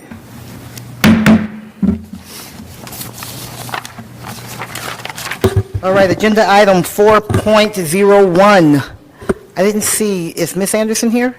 No, it's me. Oh, you're going to do it on her behalf? We're going to just, she is down in Carson, and it was a long trek back for her to drive back. Okay. Legislative update. Yeah, she's working. I will be in Carson City with her on Friday doing some work around some of our initiatives, and so she's hard at it, and she will be back at our next board meeting, and she's super excited, and as you know, she provides this information ongoing because it is a ever-changing wheel of movement, and so we're gracious to her, but she did not show up because she had to drive back. There's a night meeting. Hey, understandable. All right, any comments or anything like that for Superintendent Davis on behalf of Lindsay Anderson, who's in Carson City doing her good work? Okay, seeing none, we'll go on to agenda item 5.01. This is our board budget update. This is, update to the Board of Trustees and the public regarding the 2017-18 budget. And this could be possible action to approve the early separation incentive program, recommendations for certified employees who meet the eligibility requirements pursuant to collective bargaining and employment agreements. This is for fiscal year 2016-17 as a means of providing a greater savings to offset some of the structural deficit. Again, that part of this is for possible action. So before us to begin, we see our CFO, Mr. Tom Zazinski. President Taylor, Superintendent Davis, members of the board, for the record, Tom Szynski, Chief Financial Officer. And I'm just going to do a brief budget update, and then I'll turn it over to Don to talk to you about our special ESIP program. So this is a continuing discussion of our $40 million deficit. As you recall from the last board meeting, we presented you with a prioritized list, $57 million list to address the budget deficit. The board in principle agreed with the first $30 million, so we've addressed 75% of the problem in principle. At the board's request, our team is working on an analysis of an across-the-board cut to get the remaining $10 million to balance the budget. The rough calculation at the last meeting from the board was this would be about a 2% cut. However, when we went back and did the math, starting at $485 million estimated expenditures, we needed to back out the $30 million that the board agreed to in principle. We also had to back out fixed or mandated costs, things like utilities, grade sizes and grades K through 3, any type of fixed mandated costs that we have in the district, special education transfers, things of that nature. So when we went back and did that math, the 2% actually became 3.02%. So we just want to be very transparent of what the percentage actually is and what we're working on. So we've been working very diligently on this. Yesterday was the deadline to get back all the forms from our schools and departments, and so we're getting those back. Just a quick initial results are that the schools are reducing both teachers, which will tie in with Don's discussion on the special ESIP, and various staff positions, and departments are reducing support staff and operating budgets. So as we indicated at the last board meeting, layoffs are still an early possible outcome of this analysis. So with that, I'd also point out that, as Superintendent Davis said, that work's still going on down in Carson City and will be through the end of May and into the beginning of June. So we don't want to forget that process either. So that's my quick update on where we're at on the analysis that we were asked to perform. And it looks like Tracy might want to say something. I just want to say we were clear about an analysis. There was some tension in the system about the analysis, thinking that it was a final vote around that percentage cut. So we tried to do our due diligence to explain to staff. We sent out district-wide email to be clear that it was just an analysis, not a final vote around that particular model. And I just think it's important, that we do that work. I mean, I shouldn't say we, that staff. Thank you for all of the staff out there across the district that's done that work to take a look at what are all the options that are there. I just think that is definitely doing our due diligence to take a look and see what's there. I mean, the $40 million hole, 75% done administratively and through freezes. So thank you. That took a lot of it off the table, but there's still a hole to fill. So I think it's important for us to analyze every option that's there. So I know that I think I speak for all of us when we say we appreciate the look and the work that's being done, and when it's time for those decisions to be made, we can certainly have that information before us. Vice President Holland? Thank you, Madam President. Two things. I have had some feedback from some folks out in the field, and one thing that was communicated was great gratitude to the business office folks for the great work that has been done. Great detail provided as to what the request was about, and much appreciation for that. The other thing that was somewhat of a concern is that there seemed to be some misunderstanding that this is actually a very intentional process, and we really, while the decisions have not been made, we really do want to take these recommendations seriously. Oh, yeah. There was a conversation that people had heard the language used that it was a budget exercise and that we were still pursuing Plan A, which is to move forward with the +2 class size increases. So I just wanted to underscore and reaffirm that the board unanimously supported having that information. So as you said, Madam President, we can thoughtfully and intentionally consider all the alternatives, and I want to make sure that at least from the board's perspective tonight, we can underscore this is not just a budget exercise, it is really an intentional enterprise to try to find some solutions and some alternatives. So thanks for letting me say that. No, that's really, really important. That's our job. I think that's absolutely our job. So thank you for that. Trustee Mayor? Yes, I had a conversation. I don't know if it was with Tom or Bill or somebody. Anyway, I was concerned that principals were making the decision and not the budget committee or a committee of the staff.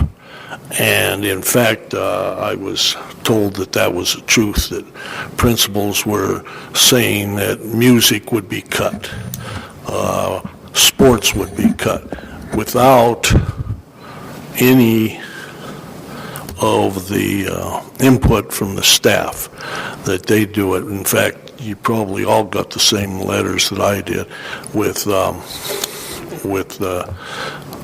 one lady saying that these music programs are going to be cut, and the principals said that they were going to be cut. And I really did not feel that we said that.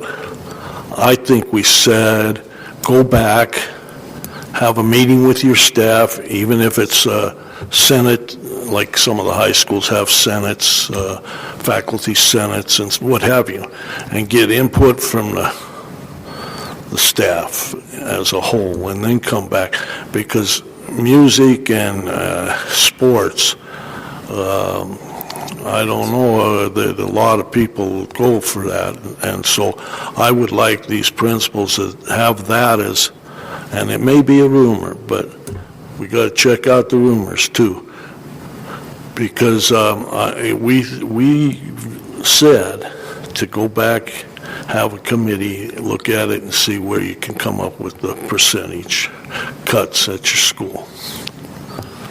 Thank you, Trustee Mayor. Superintendent Davis? I'll let them go, and then I'll come around, I'll follow it up.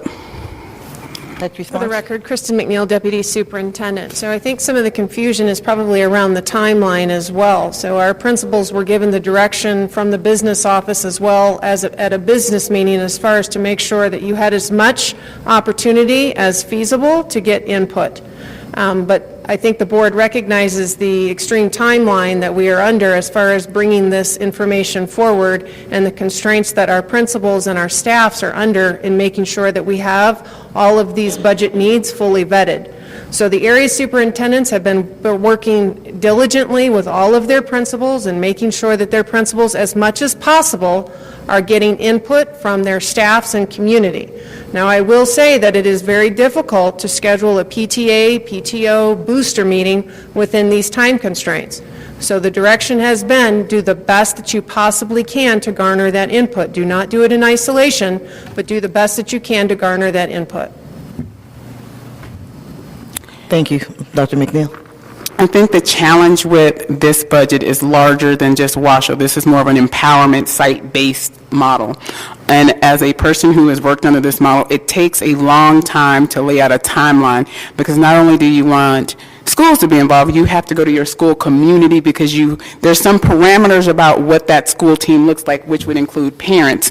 We are just under a different type of timeline to build out a mechanism that will really get authentic feedback, which would align to the school performance framework and their school plans, because we have 93 different plans, and School A doesn't look like School B. And of course, when we look at some of the plans, they go from music to athletics to all kind of things, right? So it was so global that we didn't have time to build a system around site-based. And as you know, they're working on this in Clark, and they've been doing it for a year, and they still don't have it right. We were working on that piece at the Public Education Foundation. So I do have to commend the staff, the teachers, everybody involved, because it was crunch time to at least come up with some ideas. And we know when we bring those ideas back, we're looking at those ideas and talking about what those ramifications would be as far as it relates to equity, because if one middle school is saying they're giving up sports and somebody else isn't, well, there's an issue with equity in the system. So we have to also look at what they provide us and have a larger discussion around, if School B said they gave up music, well, that group of kids will not be given up music, but somebody else decided a night custodian. And under a site-based management model, those are some things that you could give up, but they also have to be tied to how are you going to provide that service so that the kids are still ensured particular things. We, as a system, did not have time to really hash that out and build a tight system, because that takes a while, because that's a management thing. We have to bargaining units. It's just a lot of work. So we really went for face value to ask principals to do their due diligence, to talk to their staffs about their buildings and what they could bring back to the table. And that is what we will bring you back. There was no idea to cut music, cut whatever. We actually said site-based. Here's what the budget, the board is asking us, and we will bring that back. If that's something that we want to look at in the future, we need to talk about a long-term, build a plan for what those parameters are, because there has to be non-negotiables around equity for kids, because you don't want a kid on one side of town playing football and the kid on another side not playing football. But we haven't got to that point yet around what that would look like, and if that is a direction in which the board want to go, then we have to start looking at really good models across the country, because there are great models that do that, but there's also non-negotiables around what you wouldn't give up. We went with what you could not give up based on NRS or federal guidelines. Makes sense. Yes, Clerk Kelly? Yeah, I mean, I absolutely agree that, we have to look at the long term strategically. How can we have a better budget system going forward where we're not always constantly being caught up, but we have to look, at this deficit now. So I guess my question would be maybe the next steps. And staff has provided some recommendations, and now we also have these site-based recommendations that we haven't seen yet, but we will. Does that, and I'm thinking from an equity standpoint, it would be, I would think, impossible for us as a board to make look at 93 school plans and say we want to do 70 or 75 or 80 of these. Am I assuming this correctly, that when you bring it to the board, it would be like a single package? that we would vote on, yes or no, it's 10 million, or is there some way that this package can somehow be broken up so that we can say we vote on this for 4 million but not this for 3 million? I mean, how is that going to work? It's super difficult because we are still getting information. The deadline is tomorrow, I think, for school. Well, I don't know when the deadline is. We have paper. It's going to be difficult because when we look at some of the examples we already have, there are examples where someone gives up a music teacher. There's someone who gives up, there's schools who say in middle school we won't do sports, right? There's groups that say, well, we'll increase in a +2. So it is 93 plans of site-based management. That's what we got back. We have to look at that and put that in some type of organization for you. We haven't got there because we're still compiling the data, looking at what are the impacts as it revolves around. So here is an example. In a site-based management plan that I used, I decided that I wasn't going to have an assistant principal. Sell back, get the money, I was going to buy a teacher, but that had to go to a larger committee, had to say why.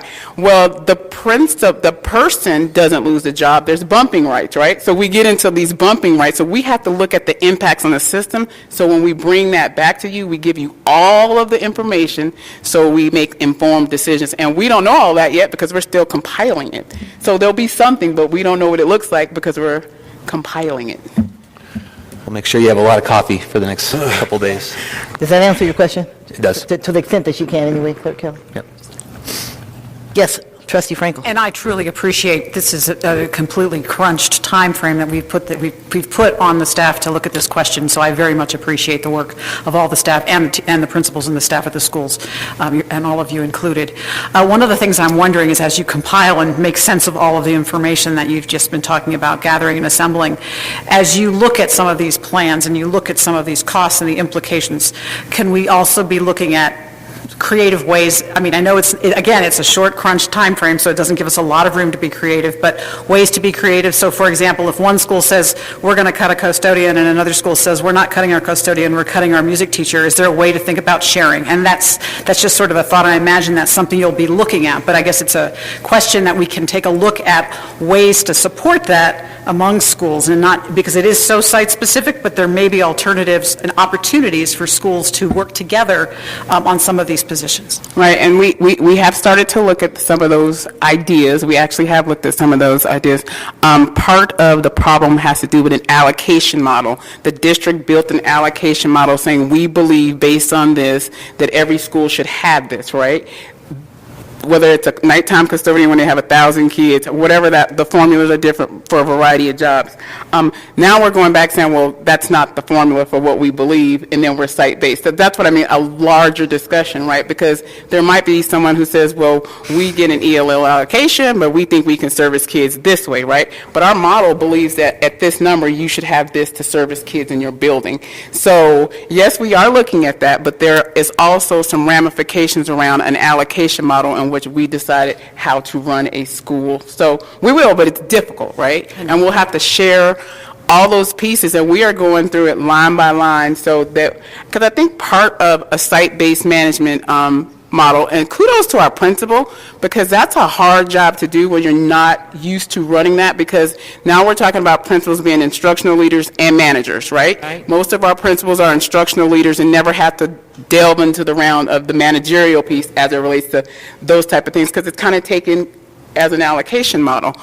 So as we continue to do this work, you know, things come up and we're making notes and saying, here is an outcome that we didn't intend, or maybe we didn't think about this, and some of that actually comes from the troops, right, when they bring it up. So it's just work that we're doing. We're putting our hands in it. Look at the CFO. He's looking a little, there you go, smile. It's tough work. It's messy work, but we're going to do the work and bring it back so we understand the ramifications of those models, because there are probably a lot of schools who actually opted for a +2 or +1 model, right? So there are plans. So we're trying to group them too for likeness, right? And what would that look like? And then talk about what the work looks like. So when we start talking about splitting a custodian and he has to clean 2 buildings at night, we got some issues around the contract, right? Because now we're paying the same amount of money maybe to clean, or how much time does it take? I mean, but there's ways to do that, right? But I think we have to look at it and have a discussion, because we'd be remiss in our duties if we did not also acknowledge what we have to adhere to based on their negotiated agreement. But we all know that. Yeah. But that was a lengthy answer, I'm sorry, because there's a lot of work around this. That was a good question, though. And a good answer. Yes, Trustee Raymond. Oh, Trustee Mayor, you're pointing over. Yes, and you brought up a good point, because I think the classified people should be involved in these decision-making process too. I think it should be a whole site together. And if you're going to cut something from transportation or something, that should be a site there of all the people there, and not just one select group. And I think we had schools that actually said they wanted to cut transportation, but transportation is a district-wide thing that we do. So when we start saying that certain schools can cut transportation, then we're walking back into and I know that wasn't your example, but then it goes back to equity, right? Like, how are we determining who needs transportation school by school when the district has a rule around a distance, and that's how you get transportation? So those are some of the intricacies we are trying to work out and explain why this may have been a great idea to save money. This actually has an issue around equity in the district. So it's complicated. Like we're looking at a lot of things. I want you to know we're very thoughtful to be fair to the process, but I think if we start going into the site-based, we have to talk about site teams. Site teams are not just teachers. They are support staff. They are parents. And what does that look like, and what are the rules around that work? Trustee Raymond? Well, I'd like to start by saying I heard from at least 2 examples of principals and their leadership teams that have been staying late, for the last 2 weeks, and I'm very grateful for the time that they're putting into this. And I agree with Trustee Simon Holland. I don't want them to feel that this is just some routine exercise, but I also know that judging by the time that they're putting into it, they're not taking it that way. I think the examples I've heard of are looking at this very strategically, and I appreciate that. I do have a question. So if you're looking at a situation of a school that, might be looking at cutting a music teacher part-time or completely, would they be able to use PFA funds to pay for that person? And if so, would we know that that was their intention when we see the budget information? So David Lasik, Chief of Staff for the record. We have to be careful with that. I think a school proposed using their PTA funds to fund a custodian, but that could be considered outsourcing of that position. So those are things we have to look at as we get the plans in to make sure we're not outsourcing jobs, because that was very specific in a plan that they wanted to bring in somebody from the outside that they believe that they could do the job cheaper. So we just need to look at all of those things. But if like we do for PE, if the PTA, PTO wants to fund a position of the district, then yes, that's possible. And would that be noted on their budget notes that they intend to do that? Yeah, we've seen a couple of those. Okay. Good question, Trustee Raymond. Other questions, feedback on the budget? I think you've heard from all of us, really. We just appreciate it's a lot of work that kind of came out of nowhere unexpectedly, and we certainly understand that. So we appreciate all the work that you guys have, all of you have had to do, that all of them in all the buildings have had to do to make these really difficult decisions and carve out the time and all of that, so that we can get the best information that we can to make this very difficult decision that we have to make. So on behalf of all of us, really thank you for that.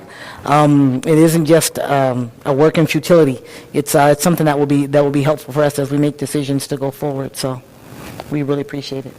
Yes, Trustee Mayor? I just have one question. It was 10 million. Have they found any money that's maybe 8,025,000? Have they found any district-wide cuts? I think the 30 million were the district-wide cuts.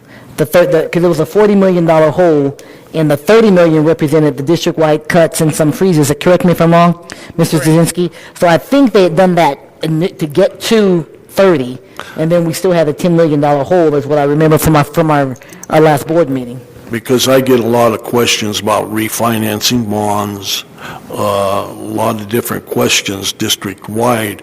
Have they come up with any, if you refinance the bonds you got, can you save $1 million in the general operating fund? I mean, that's for Mr. Zazinski. So for the record, again, Tom Szynski, Chief Financial Officer. Two things. So to President Taylor's point, so we identified $30 million of combination of central service reductions, district-wide savings to get the $40 million down to $10 million. With regard to the conversation around bond refinancing, bond funds are a separate, debt service is a separate fund. Those bonds are repaid for by committed funds, either the new WC1 sales tax, which we haven't issued any bonds on them just yet, and then our rollover bonds. And so any refinancing that we do just lowers our debt responsibility, but again, that doesn't help the general operating fund of the district. But it's a good thought, but again, governmental fund accounting is like each fund is its own business, as I like to say. We can't bundle or commingle the funds together. The general fund can help other funds, but other funds can't help the general fund. Okay.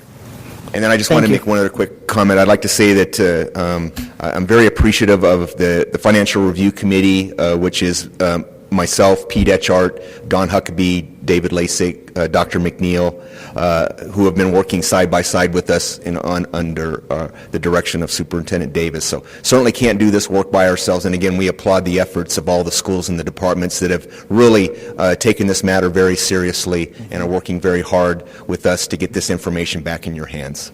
So with that, I'll turn it over to Don, who will talk. Oh, wait, because it may be related to what Don's going to share. Don's going to talk about special ESIP. So. Okay, the special ESIP. Okay, you good?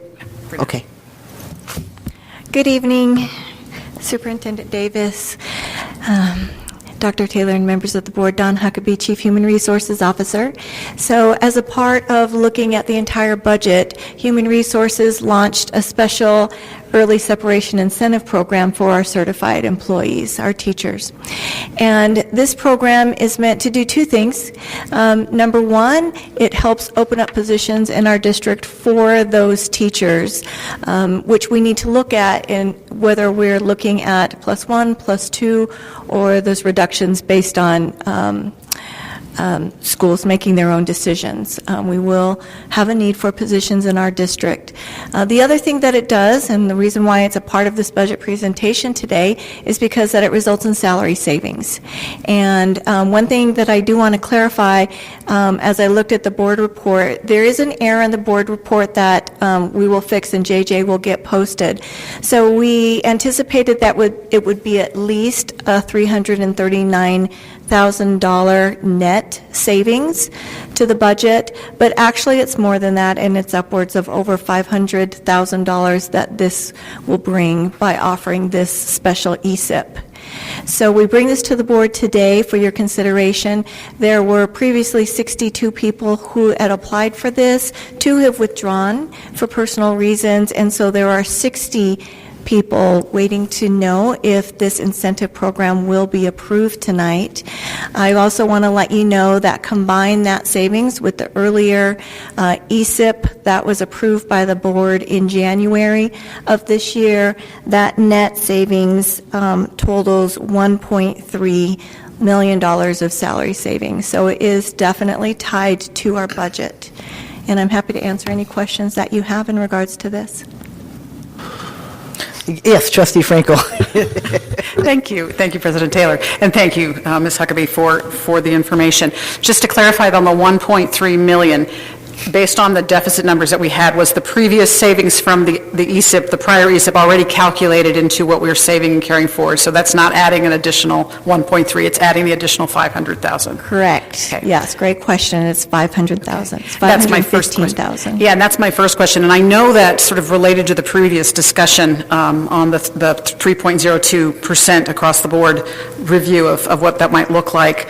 My understanding, and also hearing from many people, that it might also involve positions potentially being eliminated. And we focused a lot on the schools as we talked about it, but I'm also looking at some of the support professional staff, which are also at the schools. And I know in some schools that might in fact be the positions that they're looking at potentially eliminating. So one of the questions I had about the separation incentive program, which I know I raised at the previous meeting, was the possibility of expanding the separation incentive program to include other bargaining units. And I know that you and I have talked about that, but I want to put that out there because I think if in fact some of the options for the 3.02 cut in a school involve, eliminating some of those positions, vacancies also in those positions potentially created by separations could keep us from having to lay off individuals, because I hear Tom continually referring to the fact that that could happen. Same is true for the departments and administration. So I'm thinking about, are there other ways that we could expand the separation incentive program? Have we looked at that? What's the status of that exploration? Because I know we talked about that at the last meeting. There was some discussion about exploring it, so I wanted to ask that as well. Thank you, Trustee Frankel. That's a great question as well. We have looked at that currently based on what we have for openings now, and so that everyone is aware, we just launched our classified allocations to the schools this year. So besides doing the 3% of the budget reductions that they're doing, they're also reviewing classified staff right now. So currently, it's a little bit too early to say whether or not that could be helpful for us, but I absolutely think that as the board makes their decision based on what's best for the district in this budget, that could be an opportunity that we look at those ESIPs for other positions as well, yes. Yes, Trustee Holland? Just want to get some of these things on the record. I know that some folks have been surprised by our desire to have folks early retire or have an early separation when we know that there is a teacher shortage and that we will have to be hiring qualified teachers. So if you could just speak to that a bit, Ms. Huckabee. So in our talent acquisition department, we are still recruiting and still on the recruiting trail, and there are positions for which we will still have needs, and most specifically, that will be in the area of special education. So yes, we continue to recruit. We are still in the search for the best and most qualified teachers for our students, and we just held an ARL fair to have potential ARL candidates and current ARL candidates learn about the different higher education programs so that they know their choices in higher education programs for the same need. So we continue to recruit and look for our specialized positions. And if I might, I do understand there may be some special ed teachers on the list and people like gifted and talented people on the list that are requesting early separation. So how do we balance those things? So, yes, there are many different teacher positions that are on the list. I think it's important, though, that as we're looking at approving these, that we don't disincentivize those folks from being in those positions, and they have the same opportunity to separate early and receive the incentive as everybody else. So there are some in those high needs areas. What it sounds like. But you're right. How do you say they can't do it? Right. You can't really do that. Yes, Trustee Mayor? Yes, I need to know a little more about the boundaries. How many years do they need in teaching?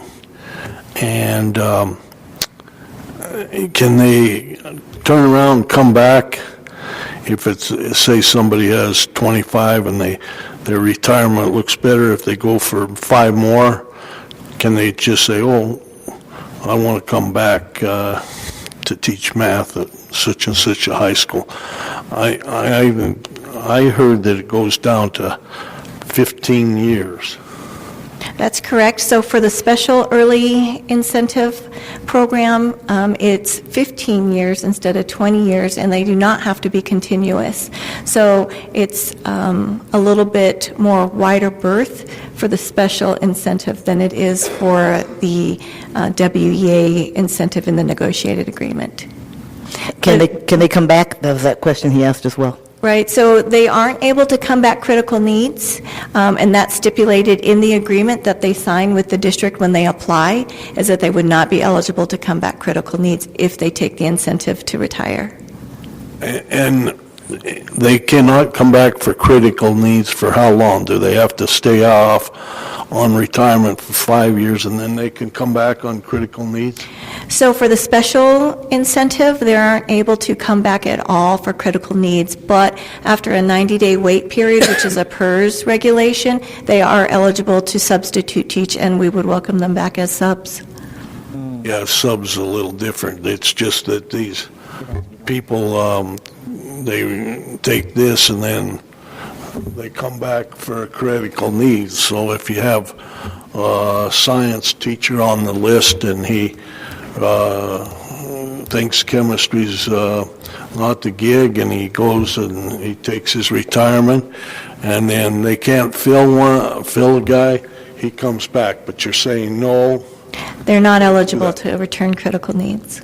Because like vocational shop, the guy at Sparks High has come back on critical needs for like 5 years because nobody's talented enough to teach wood shop. We do have hard-to-fill areas, especially in our CTE But now programs, that's but out, these though. folks will not be eligible to return. Okay. So they can come back, ESIP, they can come back critical needs, but not the special. Correct, after Right. a year, Yeah, after a year for ESIP, okay. but not for the special ESIP that's before you Not for the today. special ESIP, right. Okay. Other questions, comments on this? Because what Ms. Huckabee is looking for is really an approval of the board to move this program forward. Absolutely. And again, we're looking for about 60 employees. Correct. That would take the special ESIP for an overall savings of over $500,000 for the district. So if it's the pleasure of my colleagues, I will entertain a motion.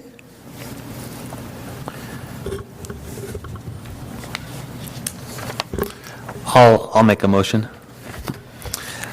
Yes, sir. I move that the Board of Trustees approve Special Early Separation Incentive Program recommendations for certified employees who meet the eligibility requirement pursuant to the collective bargaining and employment agreement for fiscal year 2016-2017 as a means of providing greater savings to offset the structural deficit. Second. It has been moved and seconded. Any further discussion?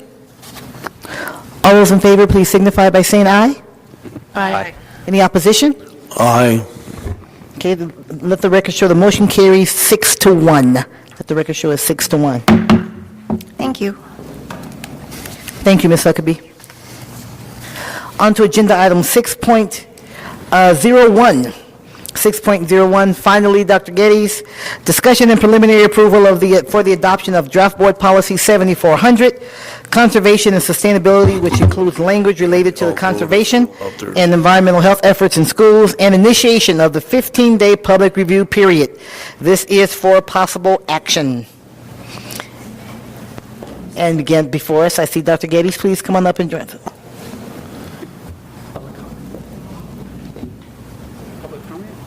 We have public, we'll get the presentation first. Yeah. Yes. Okay, yes, we have presentation first, then we'll have public comment. Okay. Sorry, Madam Chair. I'm Jason Geddes, the Energy and Sustainability Manager for the district. Thank you for having me here this evening. I think you called me Dr. J, which is a lifelong dream of mine, so thank you for that. Trustees and Superintendent Davis, I bring for you today Board Policy 7400, dealing with conservation and sustainability. The Policy Committee saw this on April 4th. It's something we've been working on since March of 2015. We were fortunate enough to have the MBA in Sustainability class at the University of Nevada, Reno work on a program for us and help develop this policy.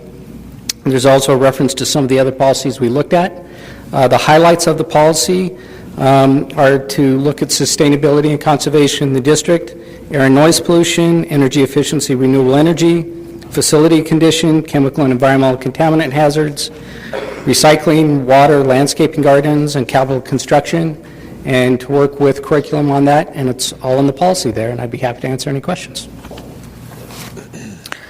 Other questions? I know many of us saw this at the policy committee meeting a few weeks ago. Other questions? We do have that draft before us. If there is approval today, then it will go out for the 15-day public review period. Seeing no questions or discussion, certainly we have public comment on this. Please, JJ. Lynn Baker. Ms. Baker, welcome. Thank you for being here. Thank you. Lynn Barker for the record, and I do work for the City of Reno as a sustainability manager, but I'm representing my position as the chair of the U.S. Green Building Council, Nevada, today and giving public comment. And I do thank you, Board of Trustees and Superintendent Davis for having me. And I do want to congratulate Washoe County School District for this policy. It's a groundbreaking policy for our community, and so you're definitely providing some leadership and paving the way for the rest of us.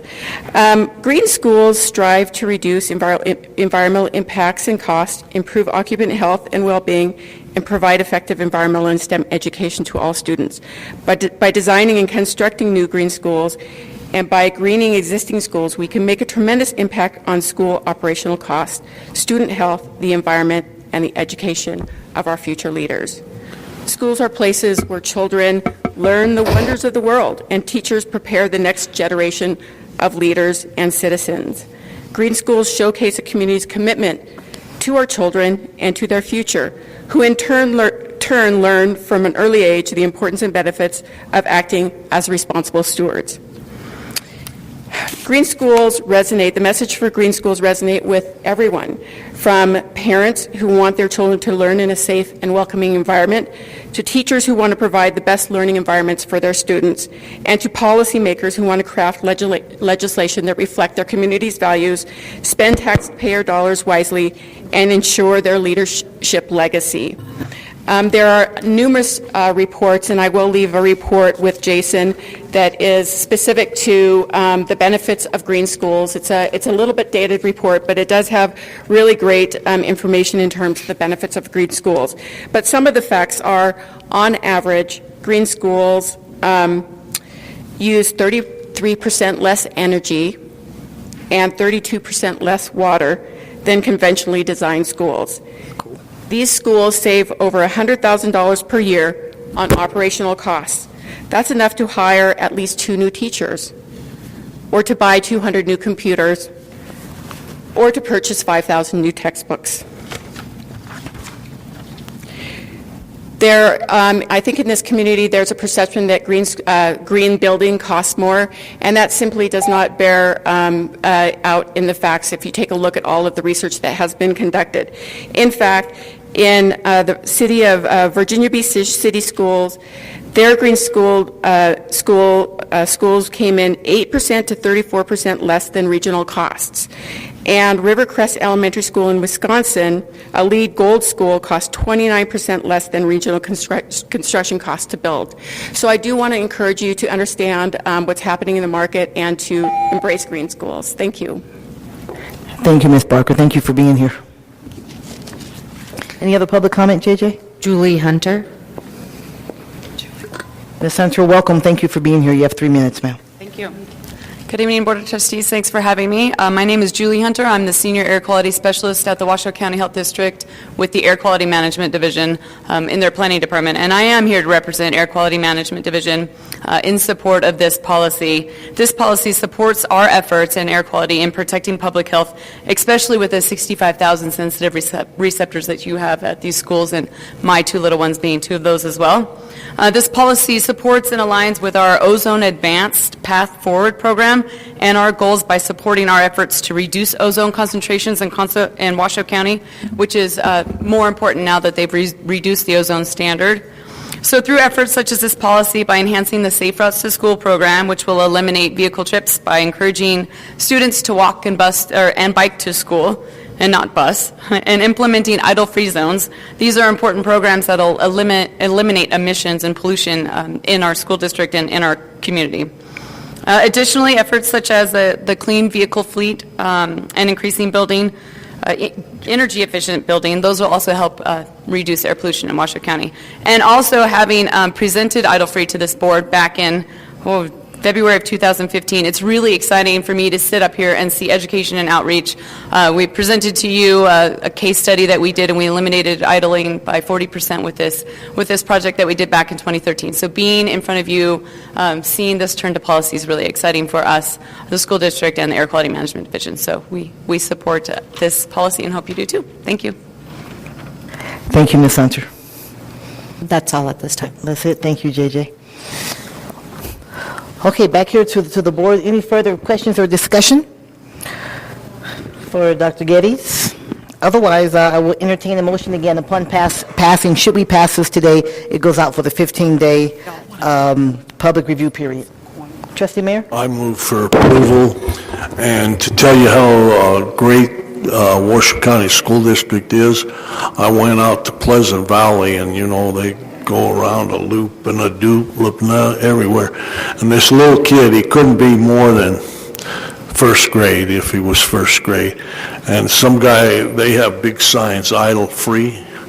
And the little kid walked up to this guy that was still running his engine, waiting to pick up somebody. He says, "Hey, bud, this is idle free zone." The guy immediately turned off the key. And the little kid said, "Thank you, bud." Thank you, bud. And I'll second that motion. All right, story and all. Start them early. Start them early. It has been moved and seconded that we provide preliminary approval for the adoption of Board Policy 7400, and then this will initiate the 15-day public review period. Any further discussion? Okay, seeing none, all those in favor, please signify by saying aye. Aye. Any opposition? Okay, the motion is carried. Let the record show that it is unanimous. And I want to thank you, Jason. Thank you, Jason. Yeah, Thank you very much, Dr. Geddes. Okay, agenda item 6.03. This is the same thing, preliminary approval for the adoption of the draft of Board Policy 5350 pertaining to our Student Advisory Council and student leadership, including language related to a student representative to the board and the Student Advisory Council to the superintendent, and the proposed deletion of Board Policy 5041, Student Advisory Board to the Board of Trustees, and this, again, will initiate the 15-day, upon approval, should that occur, it will initiate the 15-day public review period, and before us is David Lazick, Chief of Staff. Good evening, Move for David Lazick. approval. Okay. David Lazick, Chief of Staff for the record. We've discussed this, this is the third time we've discussed We it. have discussed it quite a bit, but there was no second, so. Second. Okay, it has been moved and seconded, so the motion is moving forward. It's been moved and seconded. Any discussion? Seeing no further discussion, all those in favor, please signify by saying aye. Aye. Opposition? Right, the motion is carried. Let the record show it is unanimous at 6-0. I was good, just needed the second. Madam Chair, can I chime in for a second? Please do. Okay, I want to go back to item 3.02, and this is for the record, not really for the board. But you did mention that the committee decided to recommend Mr. Reverend Anderson. When you said committee, you did not mean the share committee, you meant a committee of staff that doesn't have to follow the open meeting law. Correct. And I just want to put that on the record. Thank you. Does anybody have any dissent to that, any of the board members, or? Thank you for We clarifying. understood that. Thank Great. you. I may have Do misspoken we my have to, motion, so thank you. do we have Yeah, it to was make a a staff record to committee. show that? I just put it on the record, I just want to make sure Okay. we're all on the same page. Right, because they Okay. told us the 5 people from the staff Right. that were on the committee making the recommendation, so, Exactly, and I just want to clear it up just in case. okay. Thanks. Nope, thank you very much. On to agenda item 7. Any future agenda item requests, just as a reminder to my colleagues, no discussion occurs at this time. Future, seeing none? Okay, any public comment, JJ? All right. Next meeting, agenda item 7.03, next meeting of May 9th, 2017 at 2 o'clock. Back to the Central Administration Building. This meeting is adjourned. Thank you, everybody.